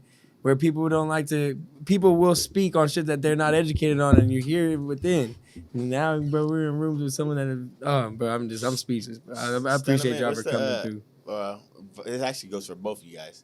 For the bigger picture of you guys, what do you want to see yourself actually manifesting? Let's just say within the next 10 years. Just expansion. All my goals I got written out to be the best version of myself, to be one of the biggest artists from the Bay, but in the universe, and just maximizing my potential. You know, I know right now, of course, other people can help me and enhance what I got going on, but right now, everything I do is all on me. It's how as far as I want to take it. So me just living out my purpose, but through my passions. Mm-hmm. Passions is acting, making music, merchandise. We got our own juice, fitness, and anything I find out I love along the way. You know what I'm saying? So for me, it's real simple, and it's like less about a crazy, like, I used to set like crazy goals, and I got them for myself and visualize where I want to be, but it's more about creating habits. Like, I just want to be on some stuff to where it's like, man, I could always create and drop my best music. I want to be able to always be like, okay, I could go audition, or I could go be in this film, do the lines, and cause being in the movie is dope. But for me, I have the joy of really like when you're acting and you're learning the lines and you're learning how to say this the right way, and you're in the film and you on set and you saying it and it's funny. He's an actor too. You know what I'm saying? Yeah. So G know, you know what I'm saying? We know, man. This is Big Sean and Nipsey Hussle. You gotta see his pick, bro. That's Big Sean for sure. I can't. I'm looking forward just to see your work and laugh with you, laugh at you, all of that good stuff. Trying to keep it out. I'm trying to get my way back into that, bro. It's just about doing it. Like, if you don't know how to do it, it's literally about thinking it and saying it. Because when I got into a movie, bro, I didn't even know it was coming. It was literally just me throwing stuff on YouTube or me doing Instagram videos and then having the hunger to do it and just being in the right place at the right time. So for me, it's just being able to live my life. Like today, like usually I'm working hella hard and going crazy. Today, I was like, man, I feel exhausted. I slept the whole day. And I was like, I wouldn't be able to do that if I worked a 9 to 5. I wouldn't be able to do that if I did this. And I was like, man, it's like I might sleep today, but I might stay up from now until Saturday night because I know I want to put some work in. Mm-hmm. And that's how my life be sometimes. Mm-hmm. But you get that freedom to live out an unorthodox lifestyle and live out of the box. Who says you only supposed to sleep like this? Mm-hmm. You know what I'm saying? They say that, but who really knows? Mm-hmm. All right, I'm done. That was on my last ramble and rant. I only got one more left, bro. I swear I'm done after this one. He got to be, for myself, happiness, healthiness, wealthiness, and to successfully execute the plans that I have designated to manifest. It's not super long. It's just it's simplistic. You know what I'm saying? Mm-hmm. So straight to the point. 10 years from now, successful artist, successful writer, successful producer, successful entrepreneur, successful father, successful community influence, successful global influence. So just being successful in things that are bigger than myself, because I know financially they're going to be goals that are reached, but when you talk to people who are rich or wealthy, they almost always tell you the same thing, bro. It becomes about everything except money. Now it's about how can I help the people who are coming after me, like on some serious, genuine shit. Yeah, Not to that's where I'm dope. depleted and exhausted, but what are ways that we can help make the world a better place, bro? What Mm-hmm. problems can be fixed? Talking to the right people, especially with you that. feel me? You only gonna come on, bro. You live to be 80 or 90 years old. You think when you're 75, you're gonna be like, all right, I gotta do this. Nah, you're gonna still have goals, but those goals are gonna be more towards humanity more than likely than anything. Facts. So that's where What's your legacy? You know what I'm saying? Yeah, that's some real legacy shit, is the key though. word. Yeah, the legacy. Yeah, legacy. That's huge. Favorite era for y'all in the Bay? Shit, right now. As far as what? As far as okay, we'll talk music. Let's Yeah. the hip hop. What's the favorite era in the hip hop? Definitely hyphy, or like right around That's after hyphy, but yeah, with me, 2007. It's just like asking Jordan, Kobe, LeBron, Curry. Jordan and It's LeBron. totally different styles of basketball. Like in the 90s, you have to understand what's relevant and why the music was like that. Right. In the 2000s, in the 2010s, when you look at people who get stuck in errors, it's usually because they don't evolve with it. I appreciate the fuck out of the 90s, but in the 90s, you had inflation was way lower. You get what I'm saying? But the budgets were huge, but the artist was took all the TLC was 5, 6, 7, 8 times platinum and filing for bankruptcy. So we could talk about the quality of the He's music. not capping right now, yo. Quality We could music talk was about great. the quality Capping. in the 90s, but for us, it was a horrible time in the 90s, the 80s, and the 70s for hip hop because we weren't even getting pennies on the dollar. We were just automatically. That's because the in debt. mainstream I'm learning, corporations. to talk to me. I'm like, you put me so on, bro. I'm learning. when you get to the 2000s, this is when Cash Money is already Really flourishing. winning. This is when No Limit has already amassed their wealth. This is after Death Row. This is after Bad Boy. And if you look at that decade, how many people came up out of that thing victorious? You had Dr. Dre, right? He came from Death Row and started Aftermath. Then you had Diddy. Unfortunately, Suge got, it came up on the shorter than stick. But then you got Master P and No Limit, Cash Money, which is Birdman and Slim. So when you get to the 2000s, and I know you said hip-hop and then the Bay, the music was lit in the 2000s, but again, in the Bay Area, we wasn't able to monetize it. And hip-hop as a genre, we definitely wasn't able to monetize it. So like Birdman has said, the best time to be alive as far as music, I'm not going towards what I like. I'm going towards seeing the most millionaires now. Because Stunnaman02, GunnaGoesGlobal, and anybody you can think of could utilize the internet and go platinum in a month. Before, we couldn't do that. At first, they was like, oh, the internet killed music. No. Like Birdman said again, it's more people getting money off of music than ever before. So I loved every decade and every era of hip hop since I can remember. He gonna give you that that thoroughness. Nah, that's For me, it's I love him too. He's a good person. Hey, for me, is the I can't tell you. I can't tell for myself. I mean, we know what type of time you be on outside the podcast. But my favorite era is 2007, 2012 in the Bay, and then right now as well. You feel me? I was 2007, 2012. The Bay always had feel good and positive music, but I feel like you saw that at the forefront. Like hyphy music always made you feel good. People like the Pack, Diligence, Roach Gigs, all them people that was coming up at this time. Feel me? R.I.P. What's Young Kurt? Man, Young Bari, all these people that was like a part of my childhood, really West Coast, because that's when YG and the jerking movement started keeping it lit. All of that. Trunk Boys, you feel me? And that's when I saw HBK coming alive, and it transitioned to. Bring me back right now. Yeah, it was like NHT Boys. Man, NHT Boys, man, I literally. B Gunna, El Solo, Blap Star, Blap Star, HBO. Changed my life. That song changed my life. You know what I'm saying? But basically that era, you saw like that I don't know, it was just a special time in San Francisco in the Bay, because it was like right after the hyphy movement, and then it was in a special place where everything was still lit. Shout out to MySpace. But it wasn't as destructive. At that time, that's how everybody was MySpace seeing era. music. Like at that time, What he was talking real. about, for y'all who don't know, it's a very specific area he's talking about, because we were able to receive these songs, and these songs were able to be turned into hits because of MySpace. Yeah, it was crazy. Yep. And in that time to be alive. so I feel like that was the beginning stage of it. And then like right now in the Bay is just dope, because right now it's always been a lot of great artists from the Bay, but you don't necessarily see them being able to touch or reach the mainstream.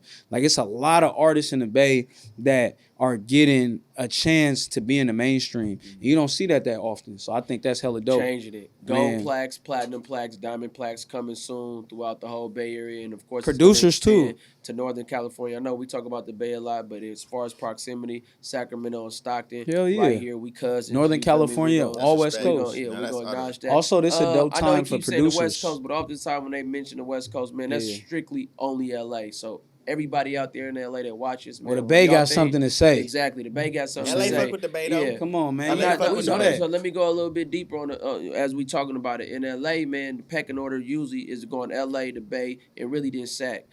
Stockton got in the mix now. Stockton going crazy. But what I'm saying in LA, when y'all talk about the West Coast, so often you only mention LA hip hop icons. So when y'all don't mention Too Short or E40, you know what I mean? Tupac come from the Bay too. It's like it's kind of whatever.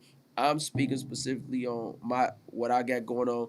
If y'all gonna say California, say Cali. If y'all gonna say the West Coast, say West Coast. If y'all gonna say LA, LA. But if we talking about the whole thing, man, California, let's do what need to be done, and let's show that Let's do it. respect because I think- y'all already know coming up how people looked at Sac and how people looked at Stockton, and I love to see where both cities is at as far as the music wise. I love to see how LA was able to make a resurgence when it was ugly. I love to be from the Bay and see how we was able to make a resurgence and create something out of nothing. And of course, it's gonna be more gold and platinum plaques and diamond records and stuff when we come together, or at least you know what I'm saying, It's like alright, though. iron It's sharpen alright, though. iron. Iron sharpen Because iron. shout out to Tupac, he all eyes on me. Diamond record. What did he have on there? He had the Bay, he had LA, and he had Sac up on that thing. So he put it all together. You know what I'm West saying? Coast. That's what he did. And to this day, man, it's one of the highest selling I records. think it's dope Niggas you don't said. think about that, Nah, though, hell no. Gunna. He's a genius. Niggas don't think I about think that. it's 1,000 years ahead. It's Yeah. dope you said that. Yeah. After and that, then, it's Mac Dre. And what did Dre do? And then The right Bay and now Sac. they got something like He was the a Mount genius. Same Westmore, thing. where in Mount Westmore you got Too Short, E40, Snoop Dogg, Ice Cube. Northern It's really, California, Southern you know what I'm California. saying? So it's Yes. like right now, that's why I love this era and that's why, feel me, I'm very strong on loving the Bay, prioritizing the Bay, Northern California. But I realized one thing Tupac did was he was a West Coast person. You know what I'm saying? And I feel like when you only claim a certain what section, I'm always say where I'm from, but at the end of the day, I'm representing the West Coast. Feel me? I relate to, I learned that when I lived in New Orleans, I relate to people on the West Coast. When I leave out of the country, I'm gonna relate to people in the United States. You know what I'm saying? When we go to the moon and we chilling with these aliens, I'm gonna relate to the world. That's what I represent. You know what I'm saying? I'm going. I don't Come know about on, y'all. let's go, I'm fucking bro. with Stunnaman. Come on, man. We brag. You don't think Elon Musk ain't been in space yet? Come on, man. What Nah, we doing? man. I know you What know. we doing, man? I know Facts. you What a we doing? genius. Still These going? are All right, geniuses. All right, if y'all ain't got Everybody nothing else just to table say, it. We it's all still good. going. We know Y'all we can got keep something else, going. y'all got The camera's come on, damn near let me know. finna fry up. That's Yeah. the All only right, it's thing. good. So That's the bring it only home, thing. man. We can keep it going if you Yeah, want now to. bring it home. What y'all I got? keep it going right now. Like He right took here at another the top of shot. my head. I said I'm gonna Yeah, take this with man, him. you know, shout out to everybody watching this Gunna, thing. for the people that you really want to actually understand your journey, you spilled out a lot in my opinion. If they don't know you by now, they need to go back and fucking listen. But what is something on in your vision for your life? Because Jonah asked you your age, you didn't say it, that you want to be able to complete before everything is all said and done. I'm here to fulfill my prophecy. So I wasn't shying away from the age question, but I'm just here to fulfill my prophecy. Since I was younger, I know I've had a purpose. I still have a purpose. And when I'm here, my flesh will fail me, but my tutelage will live on forever. My ideologies, my teachings, and all that type of stuff will inspire for centuries to come on, to come. But I'm definitely here to fulfill my prophecy, which is to lead the world in a much better place than which I found it. Amazing. Music, dope as fuck to me. It's a vessel, but it doesn't truly define my totality. So I'm in different spaces and touching different people, coming across different faces because I've been gifted with the ability to communicate. And we know conversation rules the nation. So I'm here to fulfill my prophecy, serve the Most High, make the Most High proud, make my lineage proud, and all those who've been mobbing with me, man, Shout out to perpetually Come on, and man. definitely doing what needs to be done. And if there's a heaven for those who are dope, you feel me? I'm gonna see y'all when you know what I mean. But right now it's heaven on earth, so remember that. That's what I'm here to do. To the real ones that Heaven actually on made earth. to the real ones that made it this far into the episode, where can they find this merch that you have on your body right now? Okay, so you go to thebayhoodie.com. Oh, that's that simple. Yeah, The Bay Hoodie, thebayhoodie.com. THEBAY hoodie.com, hoodie.com. For everybody listening. Or you can go to Instagram and type in at the Bay Hoodie, and we doing what we doing. So we gonna plug this hoodie. Hey Ace, my brother, the anointed one. We need you in the cameraman because we gotta plug this Still Winning hoodie because it's going crazy. Got on right now. home I team? rock this intentionally because I knew The home Ace team? was gonna watch. I mean, rock either mine or Gunna stuff. But this is So mine. we got, you know what I'm saying? This is, go ahead, Gunna. So we got Still Winning, and y'all can go to stillwinning.com. So niggas just gonna cut me off. It's that simple. Come on, son, get over here.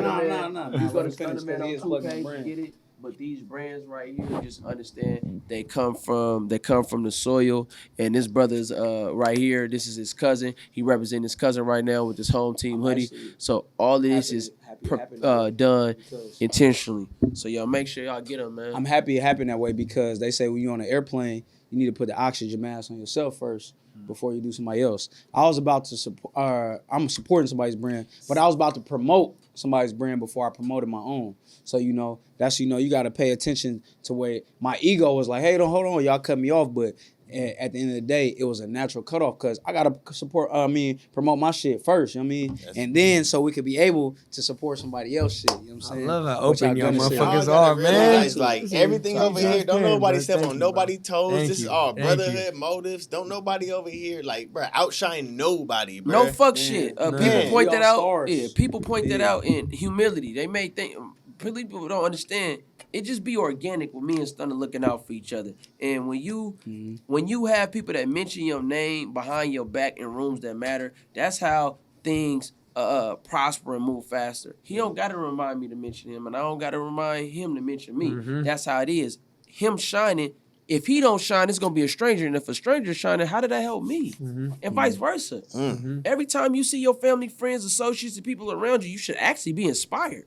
Facts. You should be inspired to do better. You shouldn't be overtime. envious. You shouldn't be jealous, and none of them type of feelings. So yeah, the energy that we got, man, we keep it organic. Every we keep time. it pure. We not perfect, man. We not saints. That's not what we portraying or nothing like that. So don't put in a box. Oh, they can do nah, man. We just do what we do, how we do. Respect people. You know what I'm saying? Respect each other. You know what I'm saying? Respect each other. Protect each other. Direct each other. Move with that humility. Move with that hunger, and continue to mob, man. But we definitely blessed. Facts. If you gotta think about it. Say we all riding in the car, right? But it's your car, right? Or your car. You feel me? And in your car, Gunna says, "Hey, bruh, it's a nice day. Can you let the top down in your car?" Like, you know what? Let me let the top down, and you let the top down. One of y'all let the top down, but we all sitting in the car.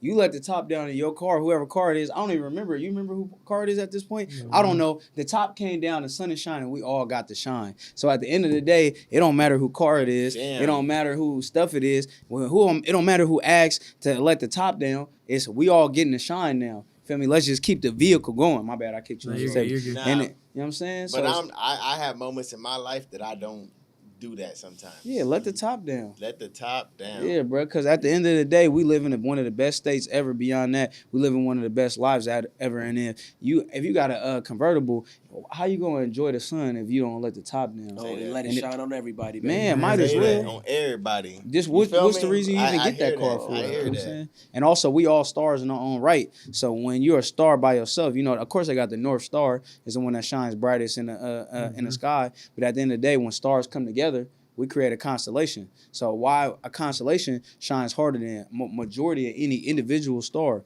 So as we got this constellation sitting in the sky and in the universe, we can shine and see something better. You know what I'm saying? Right. You can put it together. So And it's I don't always a know. treat when players meet. Facts, And it's man. not fair Always on the the square. treat when Come on, players man. meet. This is San JG. Francisco based, y'all. For Come people on, that man. don't fucking JG. realize, you know what I'm saying? This is really straight from, you know what I'm saying, the 415 over here representing some been a great- really cool, calm, collective, been a cultural, great season, you man. know what I'm saying, intellectual Shout out conversation, Stockton. bro. It's been a Man, great shout out fucking to Shout season. Stockton. out, shout out Hope Sound. Man, home, I'm finna go to sleep. I can't Shout wait. out Shout out Shout Florida Shout out Smoke home. Podcast. Man, You shout know out. what I mean? I appreciate SF, y'all for Bay Shout out the Area, Bay Hoodie. Northern Shout out the California, Still Winning Hoodie. West Shout out the Coast. home team Shout out hoodie. everybody, You know man. what I'm saying? Shout out the home Shout out team. the Man, no, team. fuck Shout that out shit. the Shout out homies. Ace. Ace, are you able to Ace, Ace? where you at? Come on, Ace, Ace. you need to come over here and let them Sign know out. we still Hey. winning. Still Hey. winning. Come on, Ace. Shout out my I wish guy. I could get a Let's motherfucking. go. Come on, we look, could. man, Why- Yeah, we gotta get a quick one right here. in. We finna saw that, but it's motherfucker. It's your boy JG. You already Come know on, it's Jay man. Jonah, man. Stunnaman02. Gunna Goes Global. And we, Come on, we man. got Please say the Goes Global. I will and not we respond. got Ace. Hey, I'm sorry, y'all. I ain't gonna cap. This has been a fucking blast. It's blowing smoke.